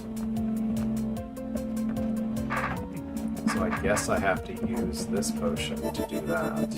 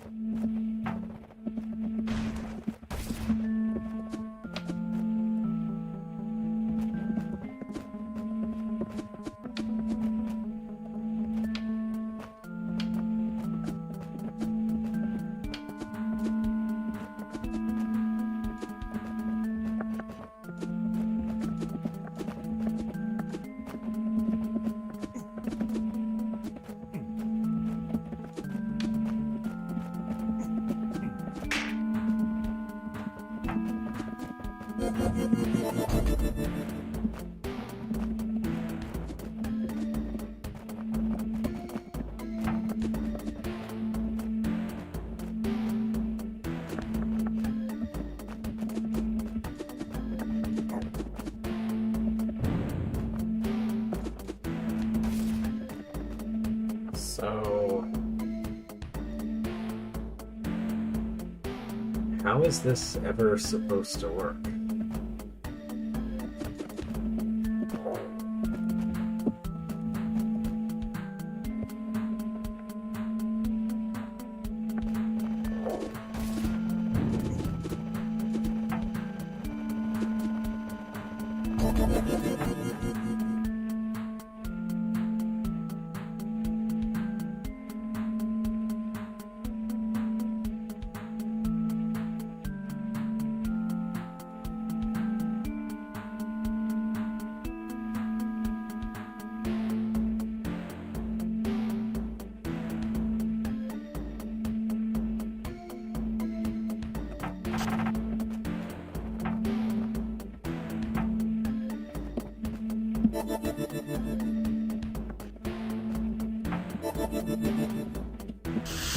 The one single thing that an east-facing decoy could conceivably do that would be useful is it could blow up one of the speed potions so that I could be sped up while doing this part on the hot tiles.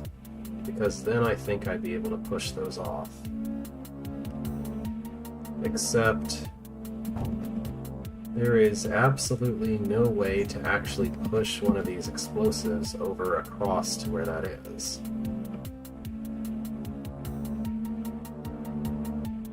And the setup of the Ormites doesn't make it possible to blow anything up from the south or east side, only from the side that you start from.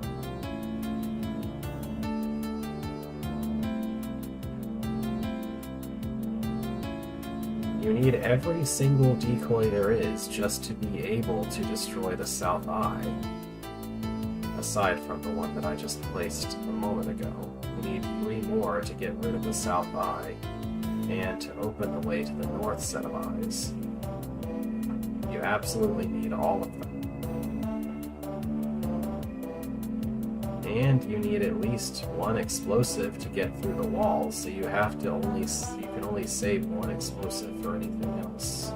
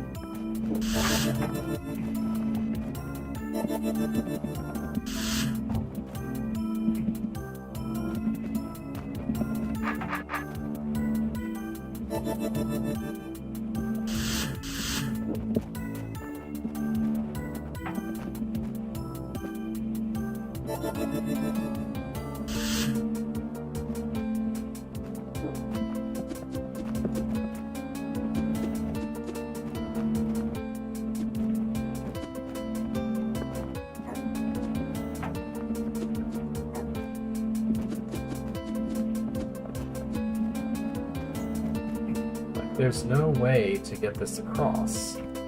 There's no way to get it across.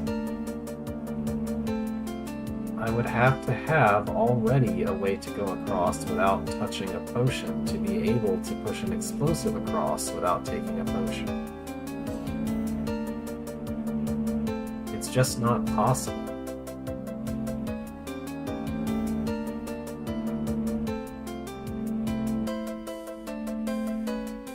I mean, I guess I could free up a trapdoor if I took the disarm token, but then I have absolutely no way to do anything else in the room. The entire rest of the room requires me to be armed, and I'm not allowed to go back inside.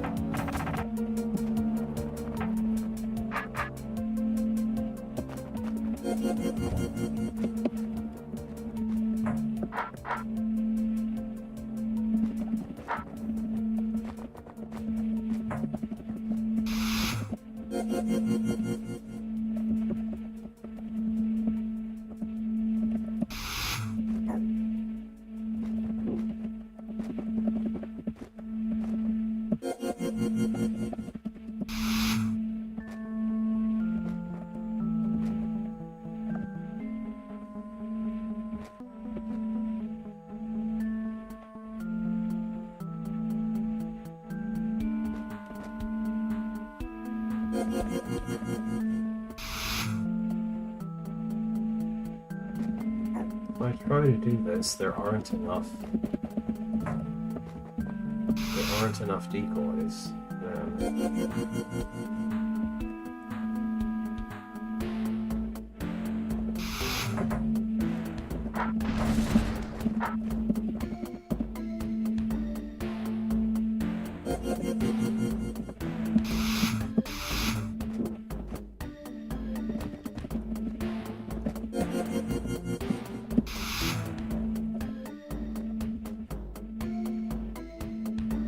Like if I'm using one to push one of them, if I'm using one to blow up a wall, one of them to blow up a potion, one of them to rearm, and that's not enough. I don't have enough to do all that.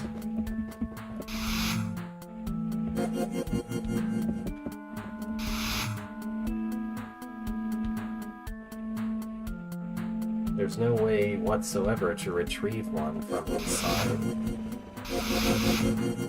of the box.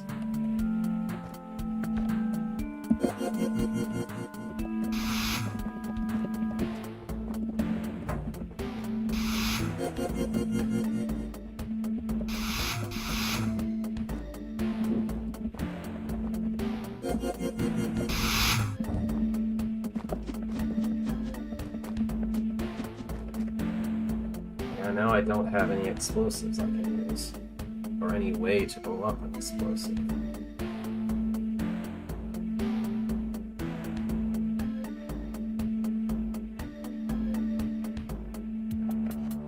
I guess if I had a sword, then I wouldn't need a decoy to blow up a wall, but I can't have a sword because I need to have a stick to push the explosives around.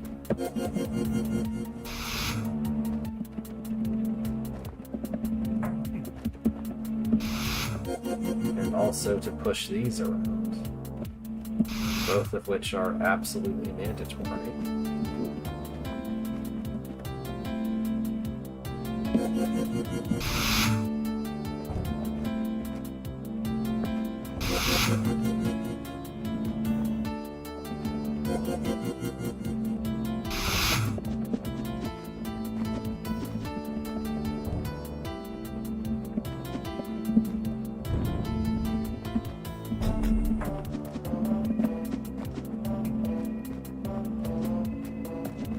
So this is how exactly two of them have to be used. And now there's no way to take back a sword to blow up this wall. Even if I could take back a sword, I need a stick to actually... Well, I don't need a stick, but that's clearly designed for me to have a stick in there.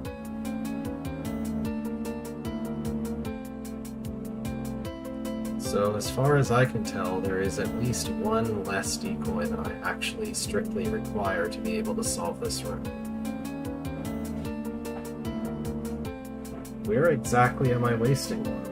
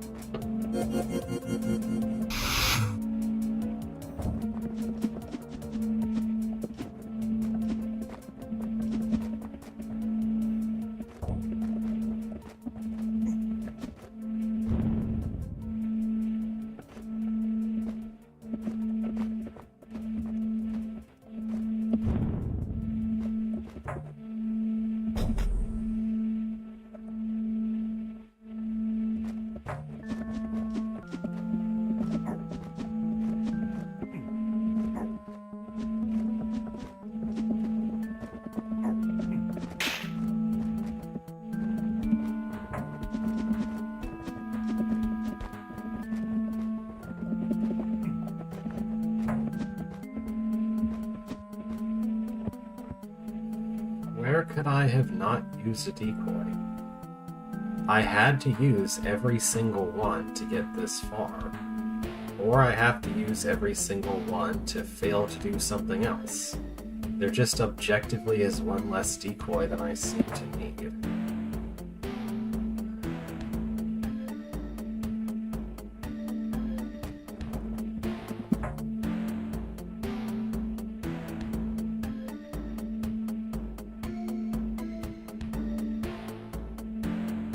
I don't believe it's possible to take the sword back,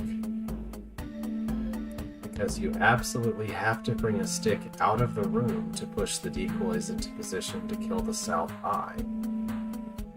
So there's no way to get a stick out of that room, or to get a sword out of that part of the room. And there's no way whatsoever to get the decoy out of the south room once it's been used to rearm everyone.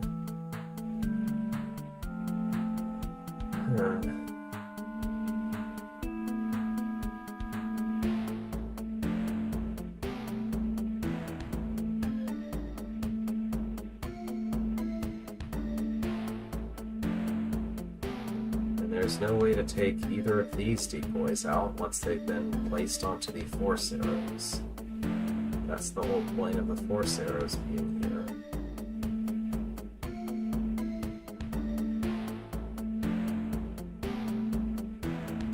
If I tried to use an explosive to get rid of this eye, then I would still need 3 explosives, because I still need to blow this up at some point, and I have to blow up a potion at some point. So I can't use an explosive to kill the south eye, even if there was some other way. Some way to get close to doing so. It doesn't matter.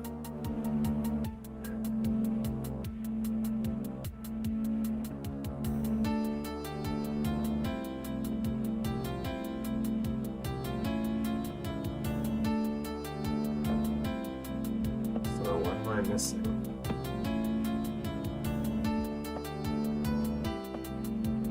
Is there some secret way to open these doors that I'm not seeing? So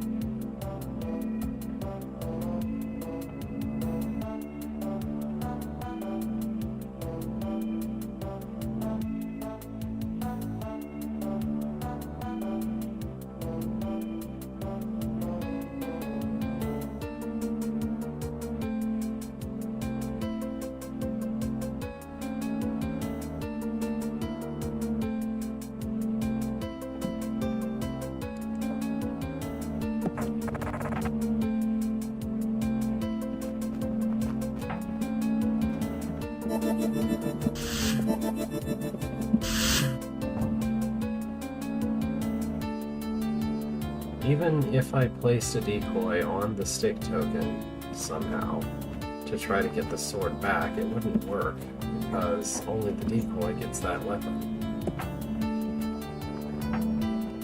If I try disarming by placing a decoy in the first place, that doesn't work either.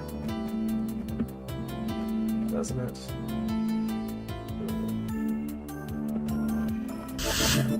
Maybe that's what I have to do.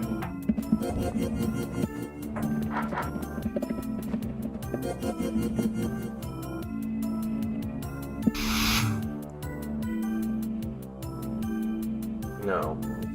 That can't work because now there's no way for me to step on the token.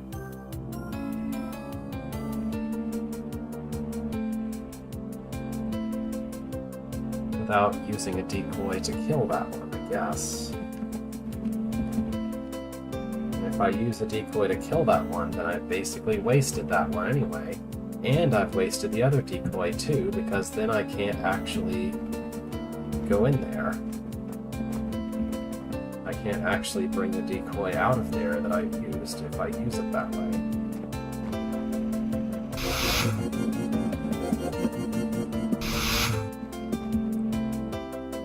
And practically all of the decoys that I need to use have to face southwest. Like the one that goes in here has to face southwest. The one with the stick has to face southwest.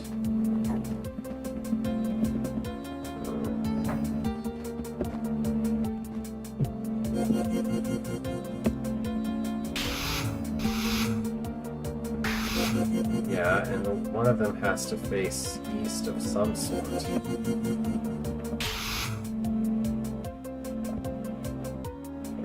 Having a decoy sword on the token isn't any more useful than having the decoy itself on the token anyway. So this doesn't help. This doesn't help, and this can't help.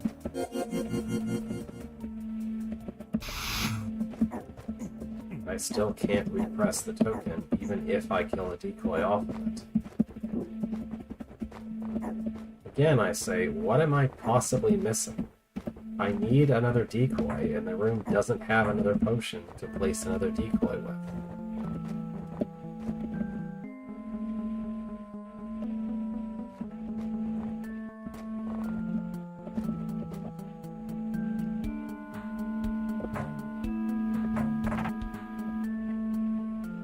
Like, there's nothing in the room that I'm not using in some useful way at this point.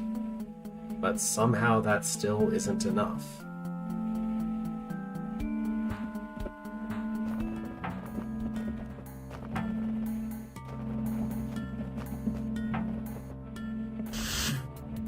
Alright, what do we have here?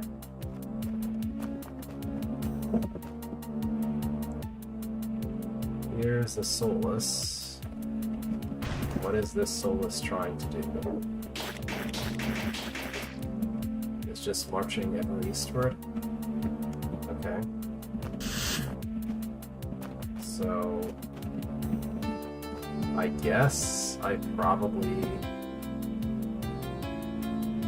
want to do some double cutting with it.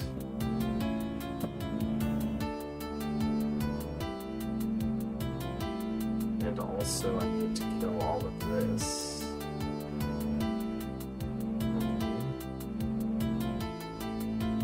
What is all this? What is this? Get a mimic with a stick. What use is that?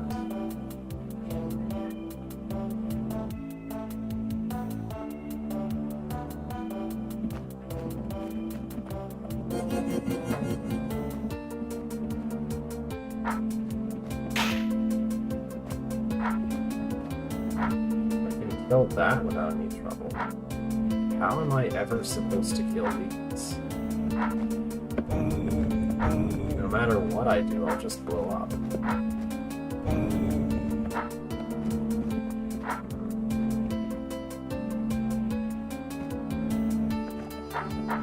Furthermore, what does this do?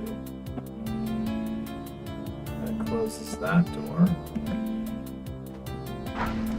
So if I'm under the effect of a speed potion,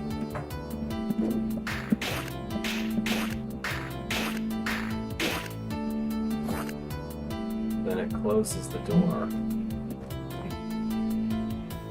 And there's nothing in this room that will turn a speed potion off. And to leave this area, I have to have destroyed all the tar. So I guess the speed potion is completely useless for some reason.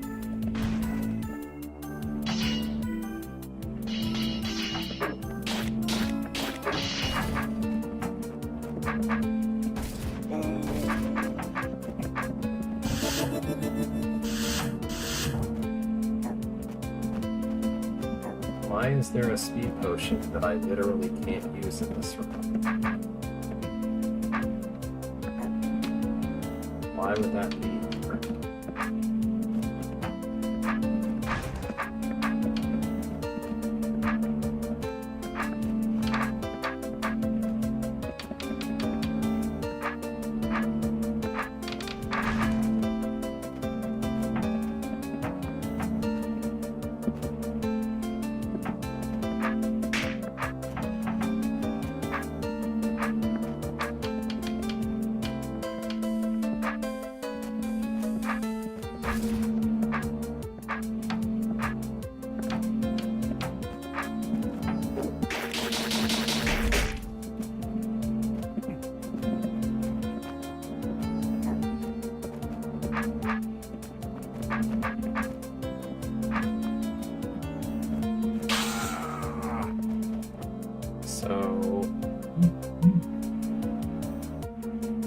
So this room has a Soulless whose only purpose is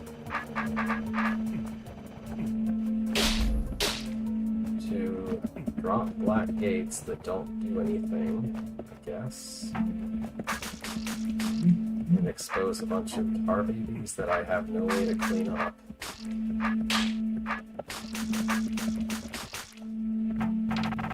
We have a Mimic with a stick who can't really help me at all with anything, except maybe allowing the Soulless to do its job. We have a speed potion that I'm not allowed to take, because taking it makes the room impossible, unless I were to destroy the tar stuff first, but destroying the tar stuff makes the speed potion unreachable. And we have this construction with 3 eyes that seems intended to require not only the speed potion, but also something mysterious else. I don't get this room at all. Like, at least I understand what the goal is up in the northern room, but this room makes absolutely no sense. It just has a bunch of disconnected things that can't be made to connect to each other at all.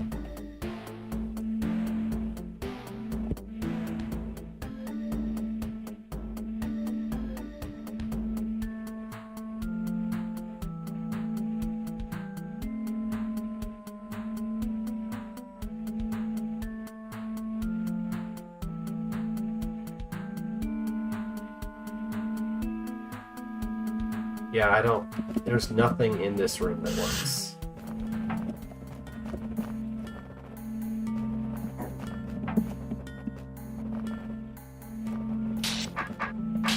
What?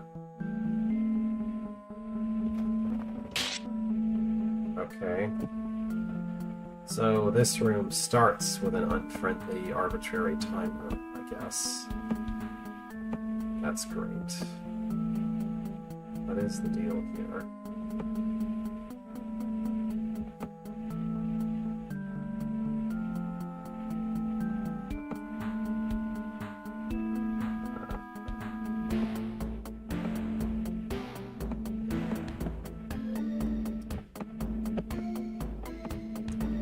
So this is some kind of weird simultaneity requirement, where I'm supposed to arrange so that the adder dies exactly in the right speed somehow.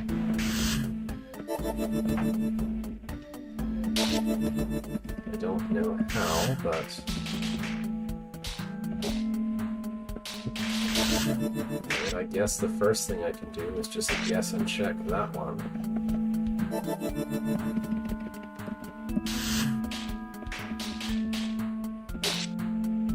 So that's one turn too late, I guess.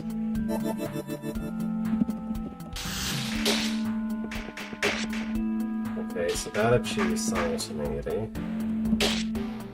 And then if I leave it alone,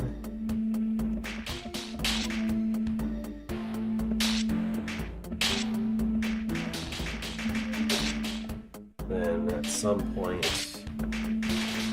something will go wrong. I guess I'll take a speed potion and see if that can fix it. In theory, maybe if I took it slightly later.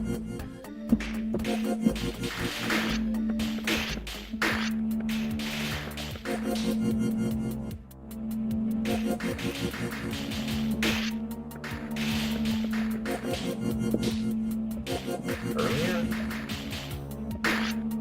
Earlier.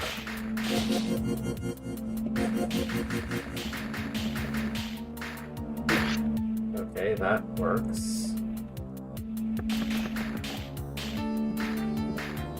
I'm gonna guess I should turn the speed potion off at this point.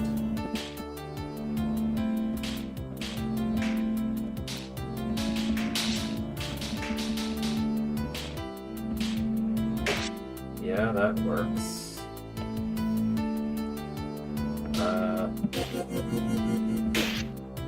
We probably want to speed it up now a whole lot, so I guess I'll apply both speed ups. See if that works. That's actually too soon. So I guess I need to wait a little longer to place the other decoy. Yeah, that's still too soon.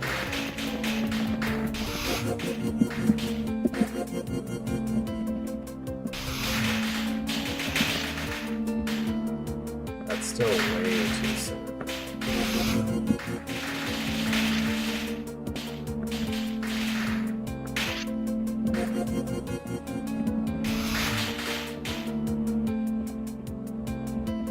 It's like 5 turns too soon.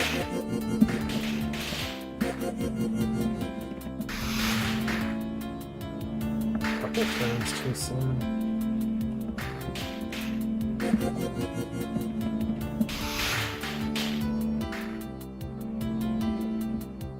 Still a bit too soon.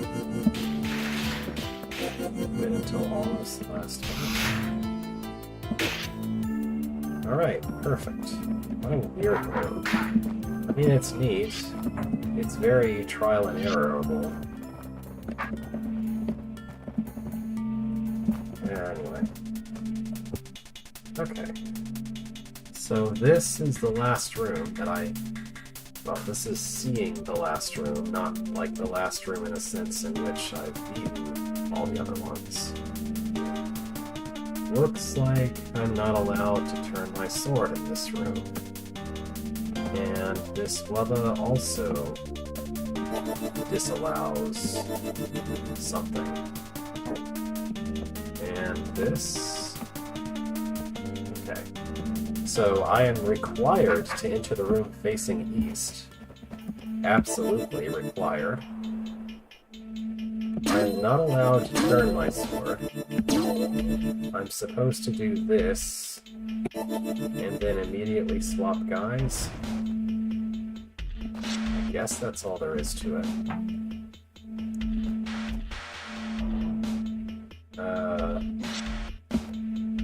Why did... Oh, that's a Morphin score, is it?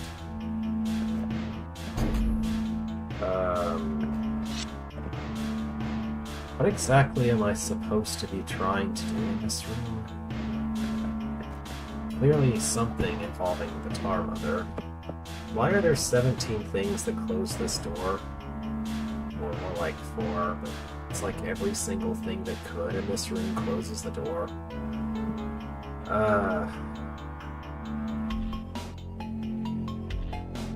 So what exactly should I be trying to do here? I guess I need all 3 of them to get through the racetrack here. So I probably want to wait until the last possible moment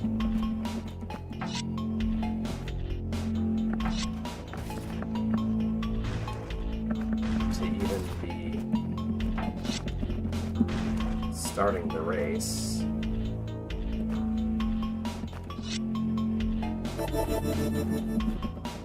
Yes, I need this one to go. How is this supposed to be possible? There is objectively and extremely not enough time. 30 turns is nowhere near enough time. And there is nothing in this room that would allow me to delay the growth of tar. Like, there is absolutely no way to prevent the tar from growing after exactly 30 turns from getting the second potion. I can't avoid getting the second potion. Like, I can't not send these through.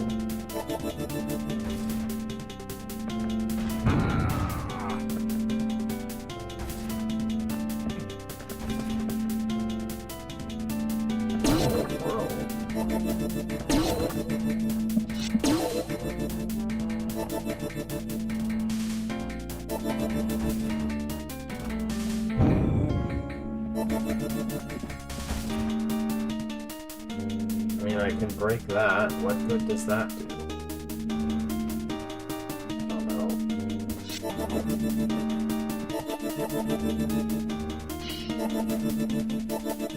I guess that entire process is required for this one to be allowed into its racetrack, but that doesn't matter.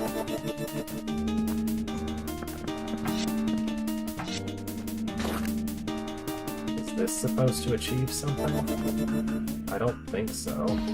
That can't achieve anything, because then I just immediately get a tar baby on the plate that I'm supposed to not have them on. And there's no way to prevent it without also dropping a trapdoor that also closes the door.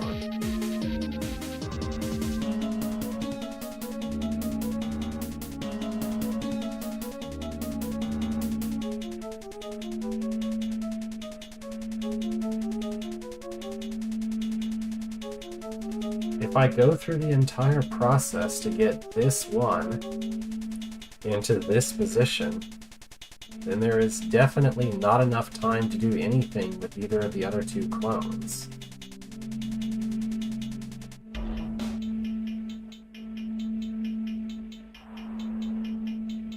Like, I have a grand total of like 6 turns left. What am I supposed to do with that?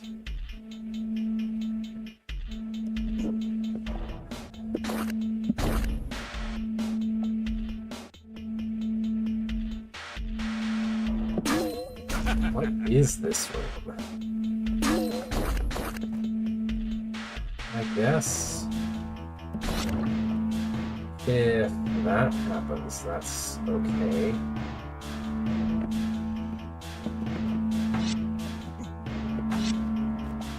I could maybe spend some of those turns doing this instead of waiting.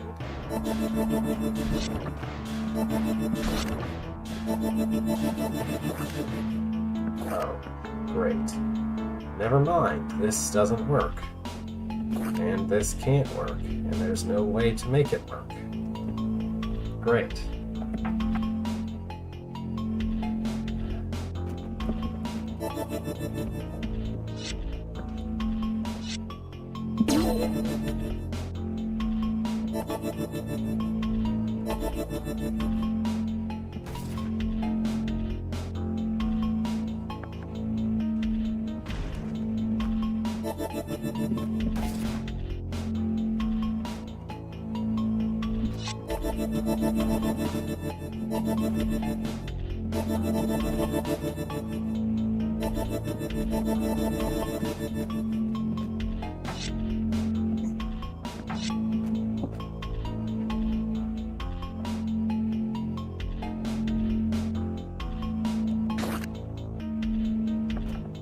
How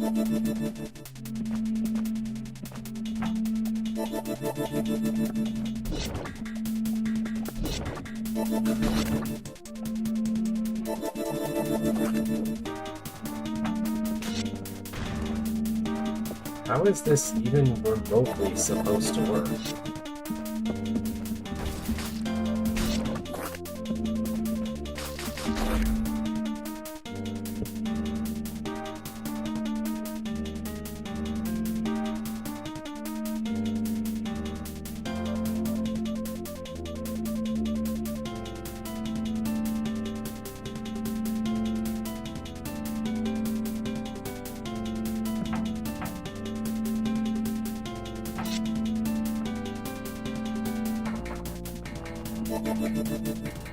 This is like some horrible efficiency room built with a ton of extra confusion for no good reason.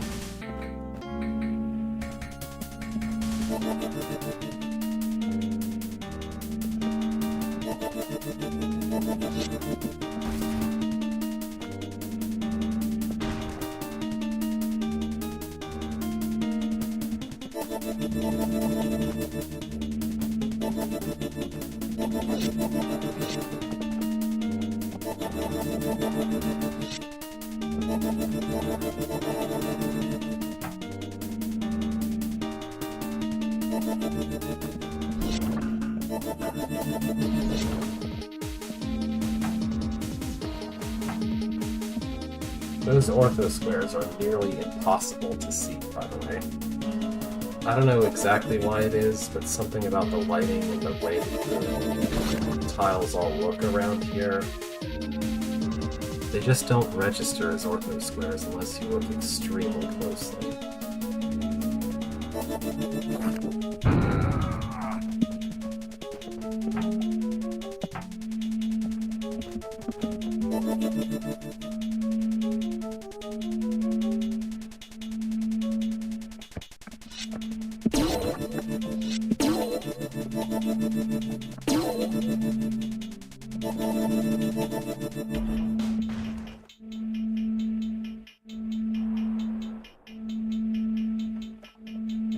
Yeah, I'd like some kind of hint about what I'm even supposed to do here at all.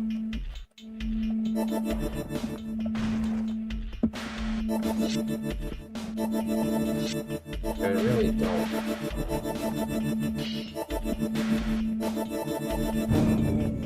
This seems like something that's supposed to happen, but I don't get why it's or how it's supposed to help it.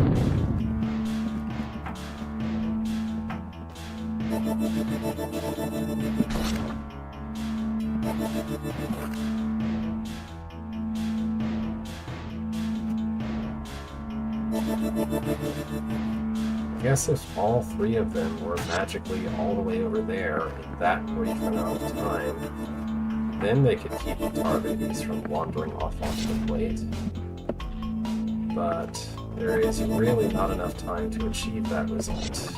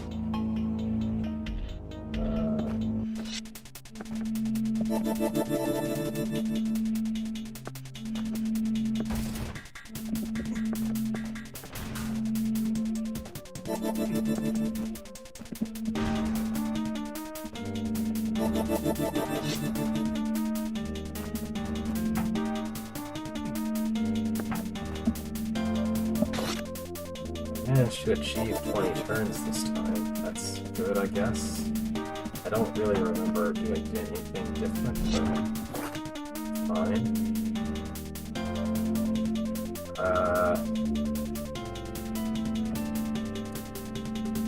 So now there's a problem.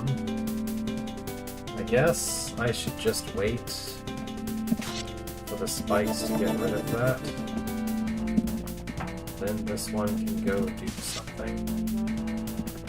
And that one's in the way, so we didn't want to. Well, no, I just have to move it out of the way after the 10th turn. Oops, didn't want that one.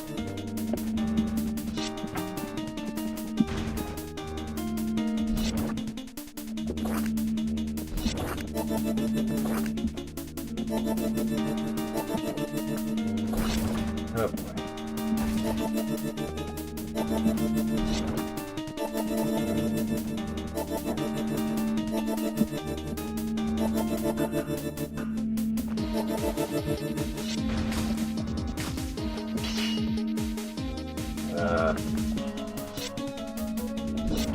Well, that didn't work. That almost worked, but didn't. Okay.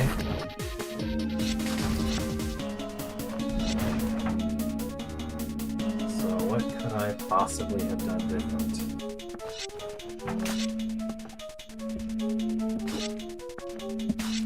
I definitely have to wait around for that to happen.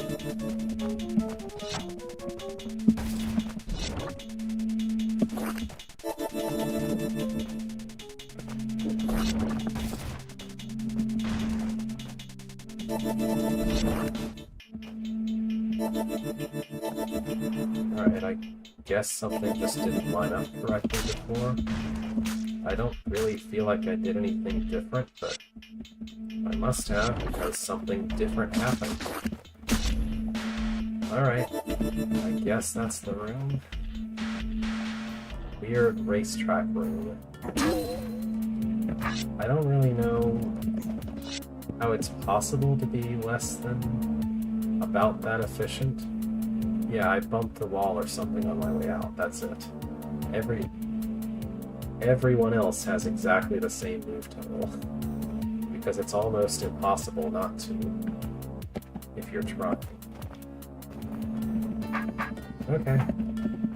That leaves these two rooms that I can't figure out. I have absolutely no comprehension of even what this room expects me to do. So this one is definitely feeling farther from being solved. And then I still don't know what's up with this broken wall passageway that's clearly here somewhere.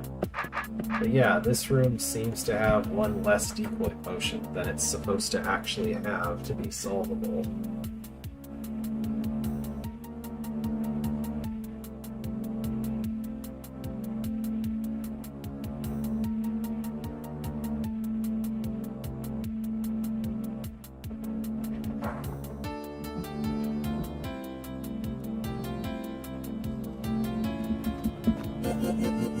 Because as far as I can tell,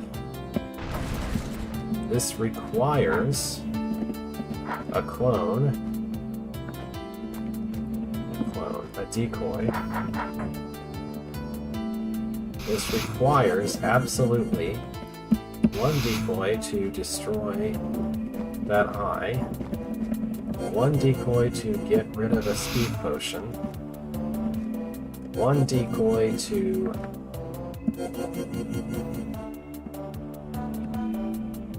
do something else.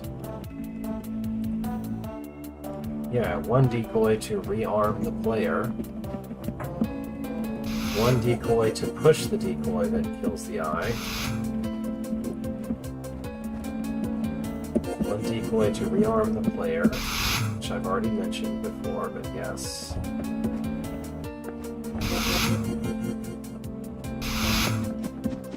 And in addition to all of those, I still need a decoy to be capable of destroying the wall, the broken walls there. And it's not as if I could blow up the broken walls over there with a decoy after dropping all the trapdoors. One of them has to be used up to destroy this speed potion before I can drop the last trapdoor.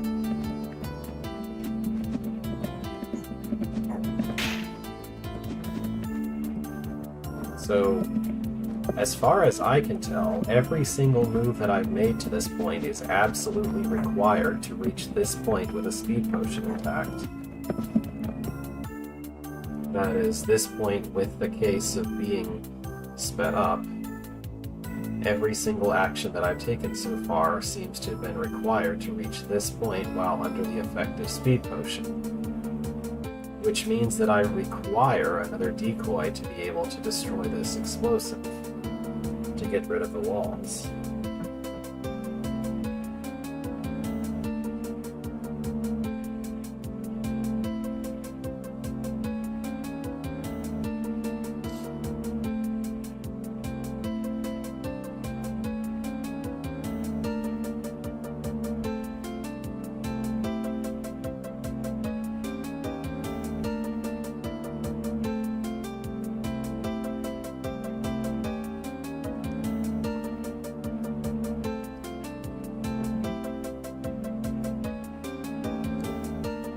So I don't see what else I can possibly do to get any farther than this.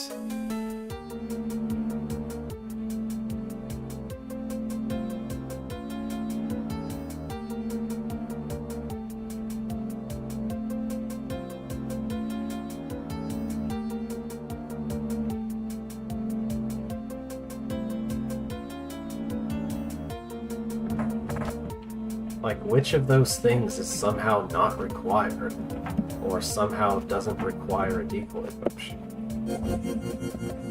Because as far as I can tell, every single one of them has to happen. Like, I certainly have to kill this eye, and I have to drop the trapdoors, and I have to have a stick at some point, and I need to be sped up. And to be sped up, I have to blow this up, so I have to use one of these and a stick to do that.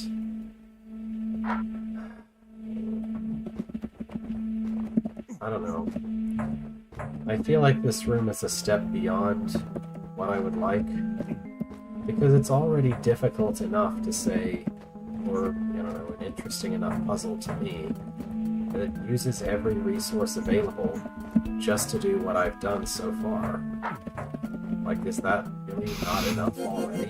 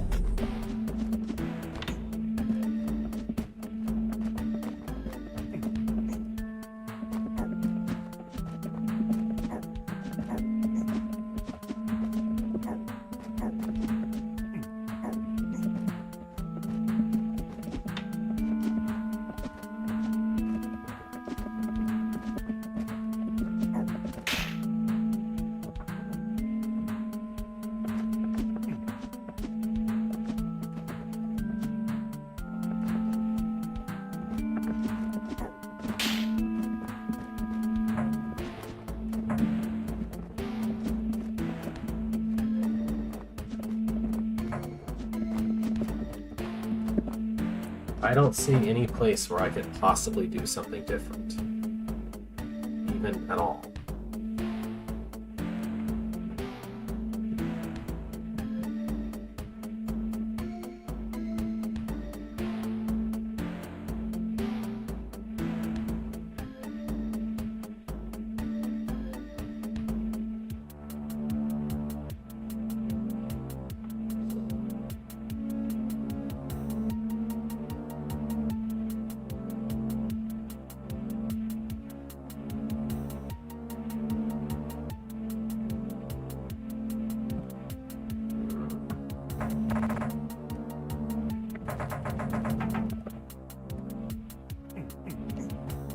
What else can I possibly do?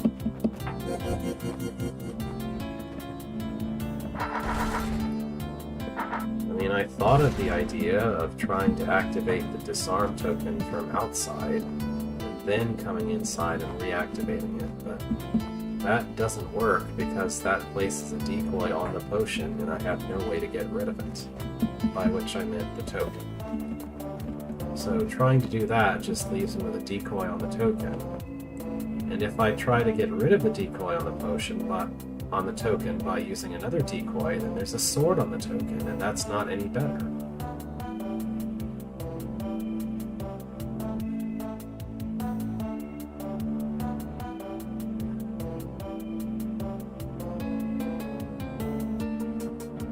I guess I could try doing exactly the same things in a different order and hope that somehow helps. I don't think it can help, but... No, that can't even work at all because I need 2 swords and I only have 1 now. I need at least 1 for the exploding of this potion and 1 for killing the eye.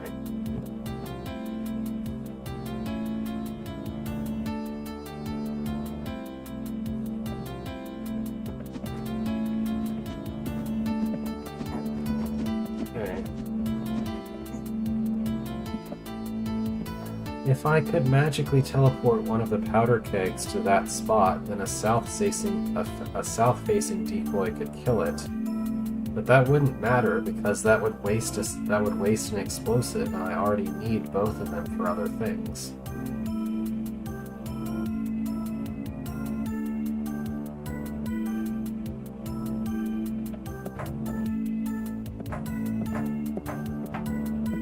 Where could I even conceivably be using a decoy that I don't need to use? Every single one is absolutely required for what I'm using it for. It's absolutely required that I put 1 there to get rid of the eye. I have to activate the disarm token. It is absolutely required that I put 1 somewhere to get rid of that to get rid of a potion. It's required that one of them has a stick over there. It's required that I use 1 to get rearmed, since that's a 1-use disarm token otherwise. And that uses every single one, not leaving 1 for the other thing that I clearly need 1 for.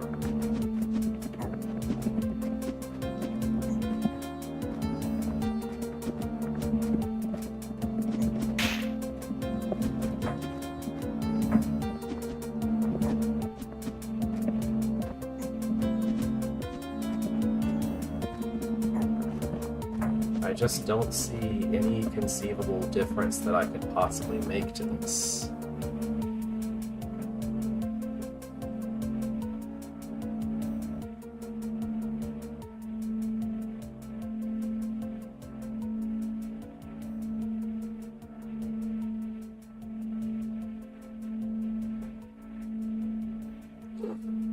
There's no way to use 1 less decoy, and there's no way to retrieve any of them from the places where they were used. There's no way to blow up the speed potion without using up the decoy entirely. A west-facing decoy could blow this up without dying, but that doesn't matter because I've already used up every decoy by the time the trapdoors are down.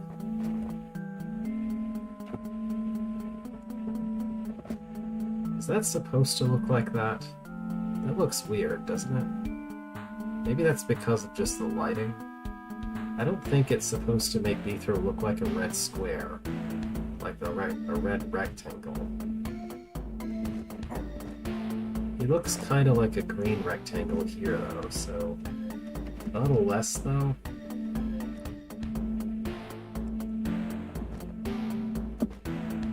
I think the flashing effect of the speed potion does something a little weird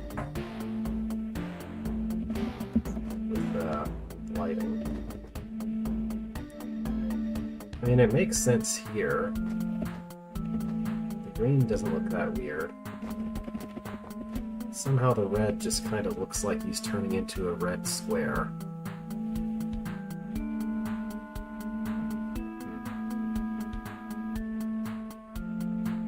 Oh, whatever.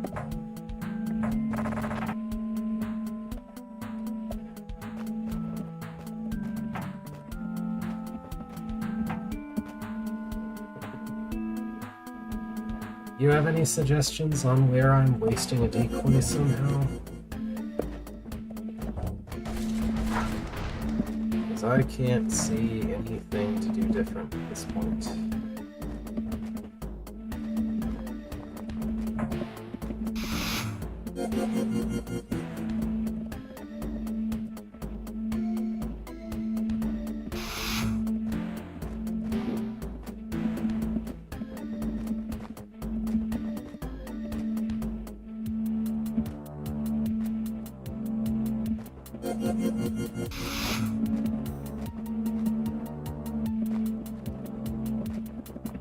There's no way to save it, though. Not only is everyone that I'm using seemingly required for that purpose, but using it for that purpose completely uses up. There's no way to retrieve the one that's used to rearm. And there's certainly no way to retrieve the one that's used to explode something. And there's no way to retrieve the ones that are used to kill the eye. Which one am I supposed to be able to save? Like, these are on force arrows, so there's no getting them off. That one's beyond a wall, so there's no getting it out. And the one that blew up blows up. There's no way to prevent it from blowing up.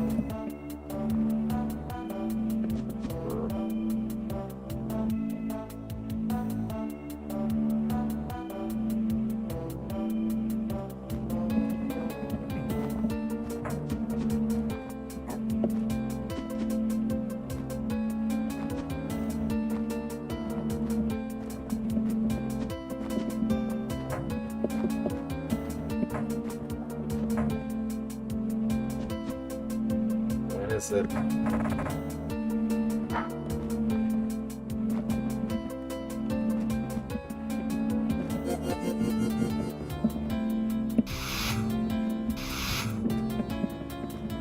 mean, it has to go in there, so I don't know what else I can do.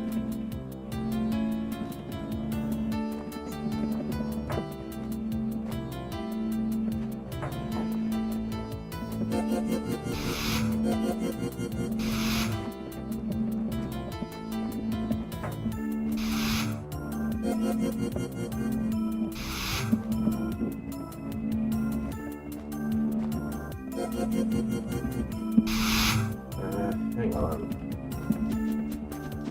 I may have an idea of what Chaco is suggesting. Yeah, okay. You don't... okay. So, mentally, I attached the task of killing the South Eye to all of the other tasks. Like to the ones that involve dropping trapdoors, for example. Those were all kind of lumped together. That was the problem. Because you can blow up this wall before doing that. You can blow up this wall and just barely take the decoy back out again. Before trying to kill the South Eye. I think the hint that I would have given myself realizing how this works is you can save killing things for last. Something like that. Okay.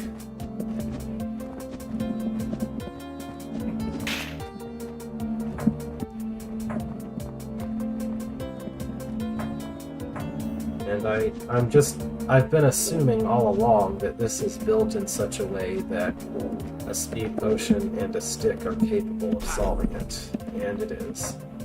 Good. Okay. So, So aside from the fact that this looks like some kind of secret room exit, which I haven't seen anything that looks like it could lead to the secret room in question, so I'm not sure what that's about. Like, there's no cracked walls anywhere along the walls of this room, but the lighting kind of suggests that it goes north and to the east, though. Well, aside from that, the only thing left is an incomprehensible room. To me, incomprehensible. This just seems to have a bunch of disconnected pieces that can't be connected to each other. So, you have these eyes. These two are seemingly impossible to kill, because I would need to somehow move and turn my sword at the same time. Center potions. Sorry, hang on. 2 north. These are speed potions and decoy potions.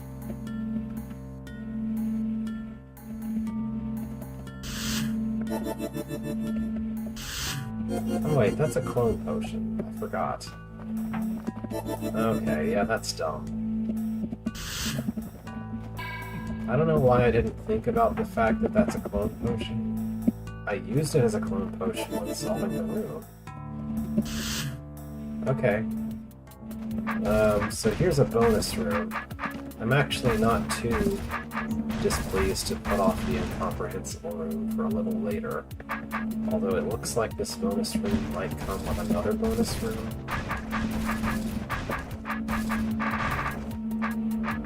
Maybe.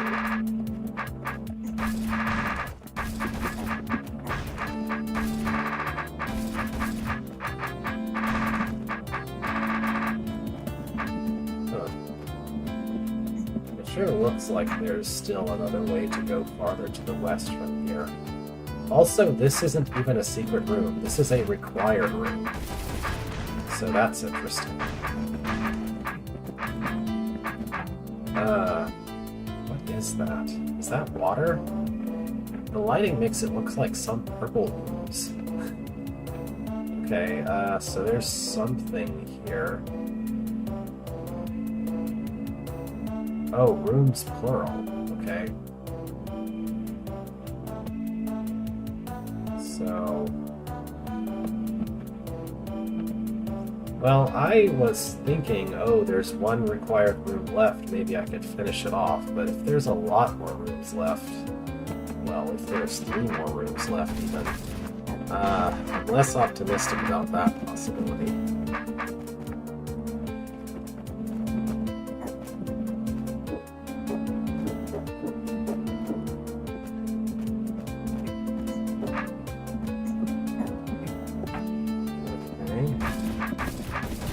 How do I start this room?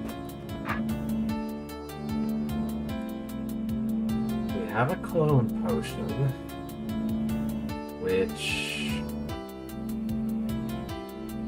I guess I just want to put it on a platform, right? And then there's all of this mess. So that will kill anyone standing in this area and not on that force arrow. If you press either of these. Okay. These are decoys, these are invisibility. But I have to kill everything here, so I have to press those.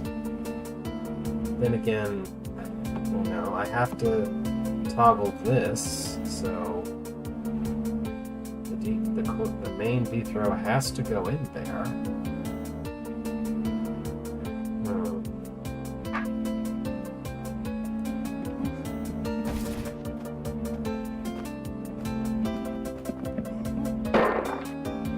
I don't seem to have a choice but to kill these. This feels like a mistake, but it doesn't seem like I have any other choice. Now I open that. I can take these potions, which don't seem to do anything useful. And I can take these potions, which don't seem to do anything all that useful.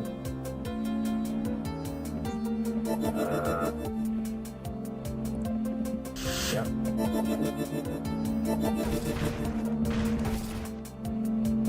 And then we're stuck here because of this mess.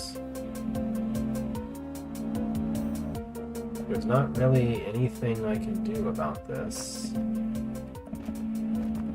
Because if I try to step off to open the way, then he'll just die. If I try to step off before going on, then he can't go on.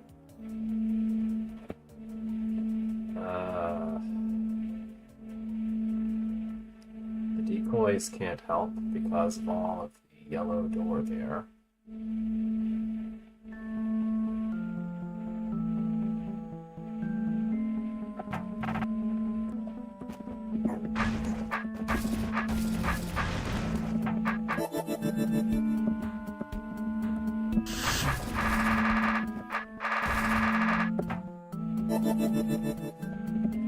Maybe taking this raft instead.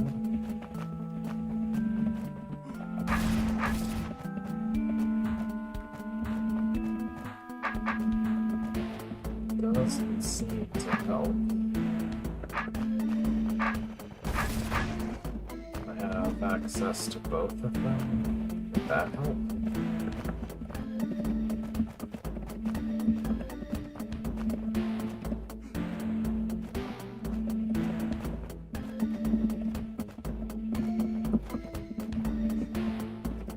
That would allow me to get the giant into this part of the room, which could theoretically be useful, maybe.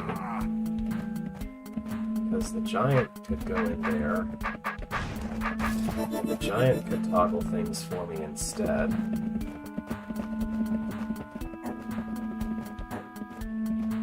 But I don't think this solves quite every issue that I have.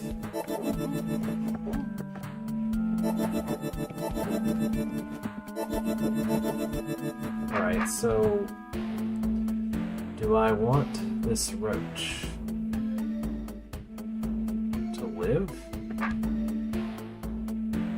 I don't know. The invisibility potion serves something of a purpose now. But I still don't see any way to get past this region.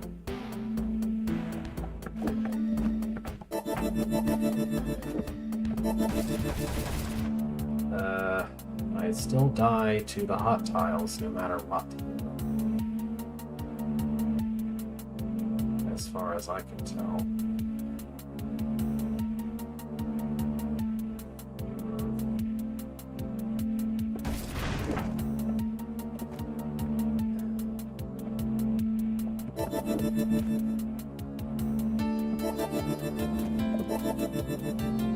I mean,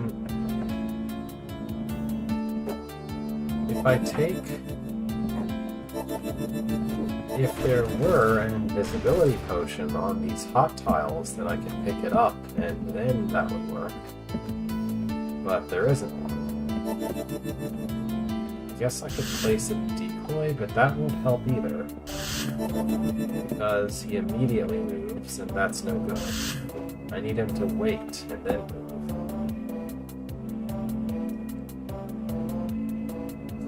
Because of these force arrows being force arrows, the decoys aren't helpful.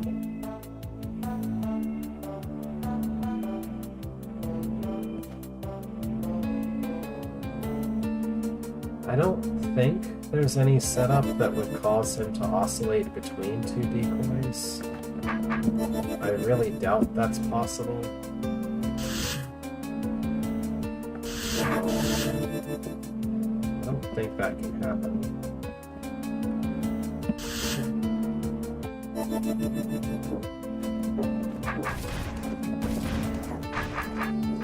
We'll just always go for the closer one, right?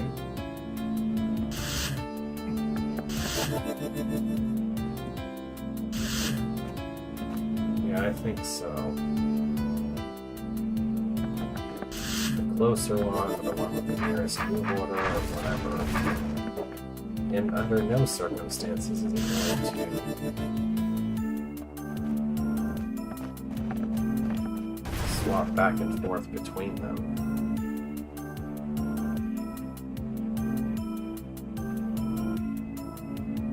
So how am I supposed to be able to do this?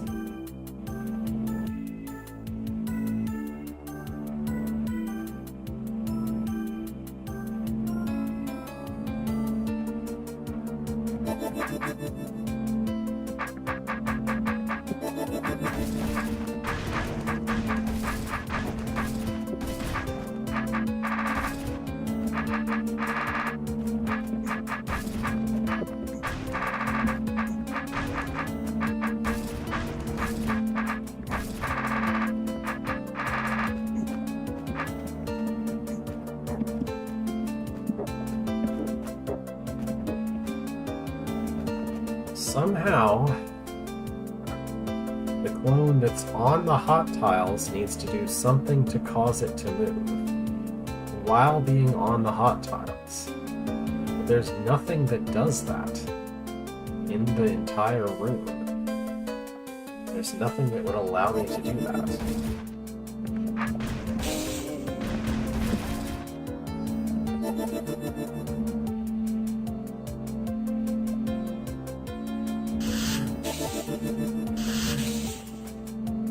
Place a decoy on the hot tile now. Ray. That doesn't do anything.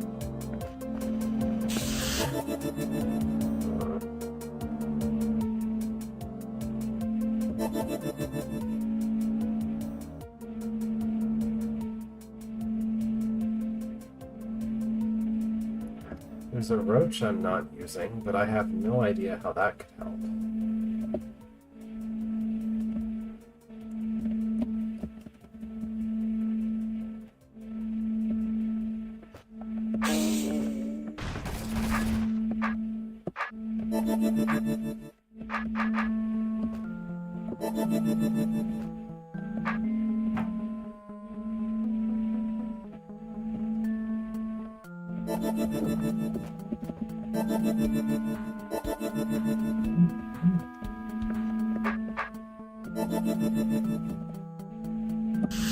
If I place a decoy just barely in his range,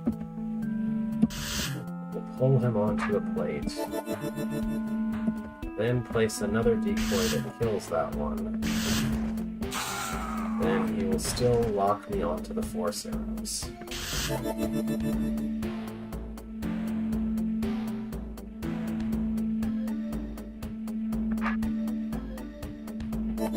If the other clone kills the decoy, then he will lock me onto the force arrows.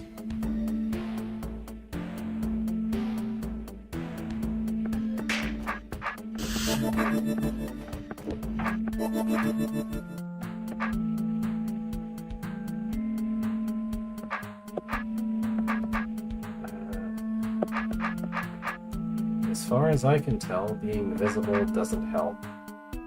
Using the decoys doesn't help. And the broken orbs are not helpful.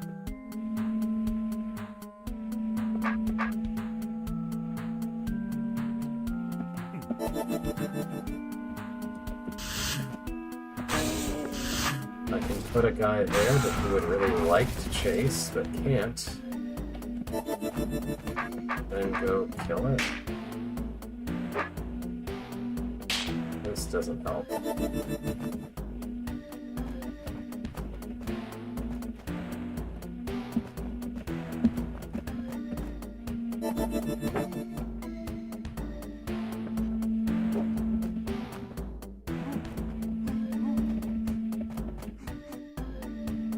That's probably bad. I might want these. That was farther back than I wanted to go.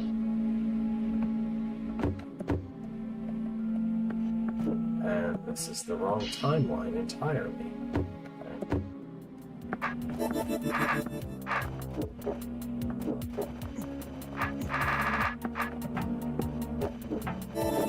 Okay.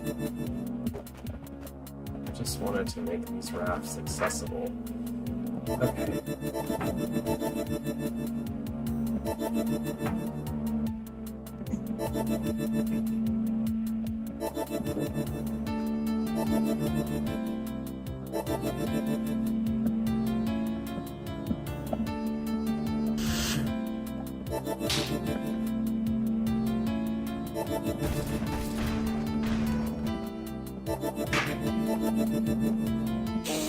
There's just no way.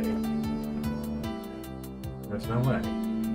If this was a door, this would be doable, but because it's force arrows, I need 2 entire turns to go across. And the only action that this clone can take is walking across, and there's no other thing that this clone can do. There's no way for this clone to influence what that giant is doing during the time that it's walking across. It's just going to do exactly what it does and close the way so that it can't go all the way.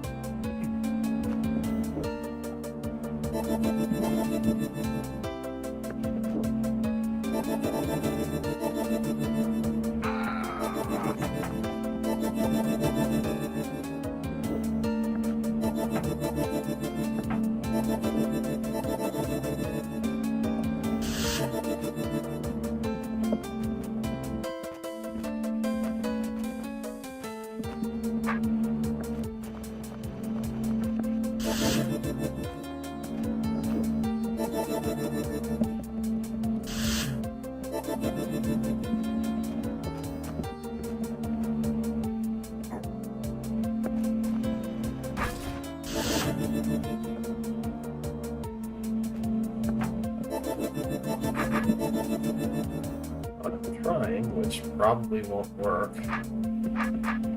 It's trying to find a way to place the decoy so that it puts the roach in the way and can be stabbed by the other clone. I don't think that set of conditions is possible to fulfill, though. And I don't even think that's going to be useful. Like, what is that even going to do? No, it's not even possible to put it over there, so if I kill this clone, then the roach is just going to stay stuck there and never go to the west. There's nothing... Oh, never mind, I can do that.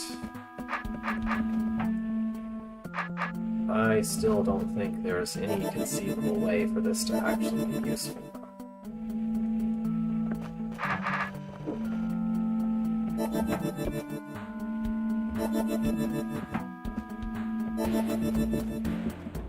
Just attempting to do something by meta thought. Since there's a roach, I'm assuming that it's supposed to be useful for something. but I don't know what. I mean, what's it even gonna do? What can it even do? There's no way to do anything about the roach from this position at all. So that won't work.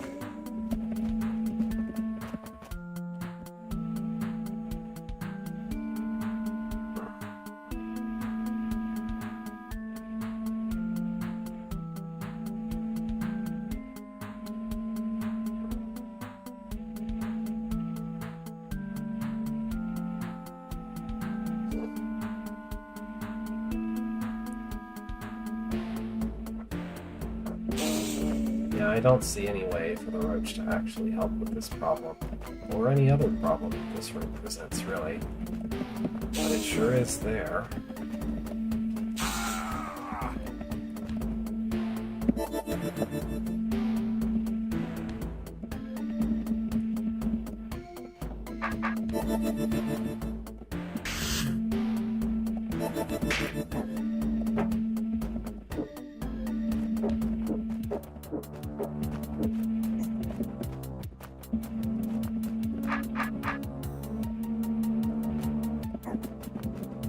Yeah, I don't see any way for this to work.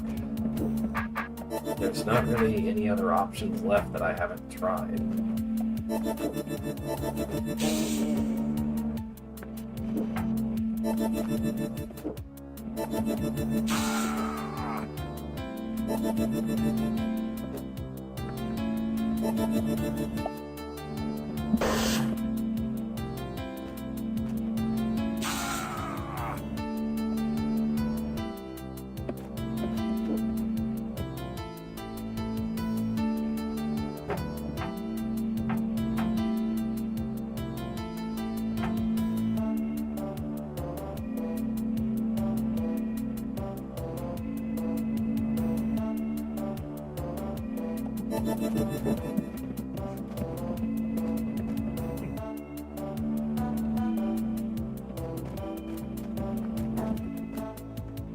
Okay.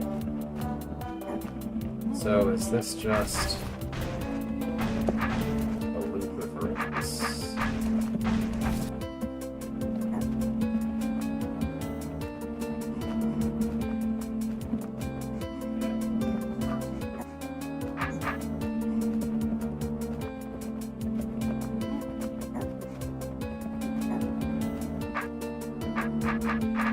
I may have to come back to this next week. I'm not really getting anywhere with it, and it's pretty well timed when I should stop. Maybe coming back will help me see something else to do, but... well, I've been at this a while. It looks like that's supposed to make a frowny face. I don't see a way to get to the other half of it to the right, as of yet. There might be a clone potion or something. Anyway, I'll have to come back to this later, but that's fine. I did finish Bionic Enhancement Zone and did a lot of this, so we'll come back. Probably shouldn't be any problem coming back next week as far as I know. I'll double check, but shouldn't be. Anyway, thank you for watching. I'll be back. Well, I'll keep posted, but I should be able to be back next week as far as I know. But farewell for now.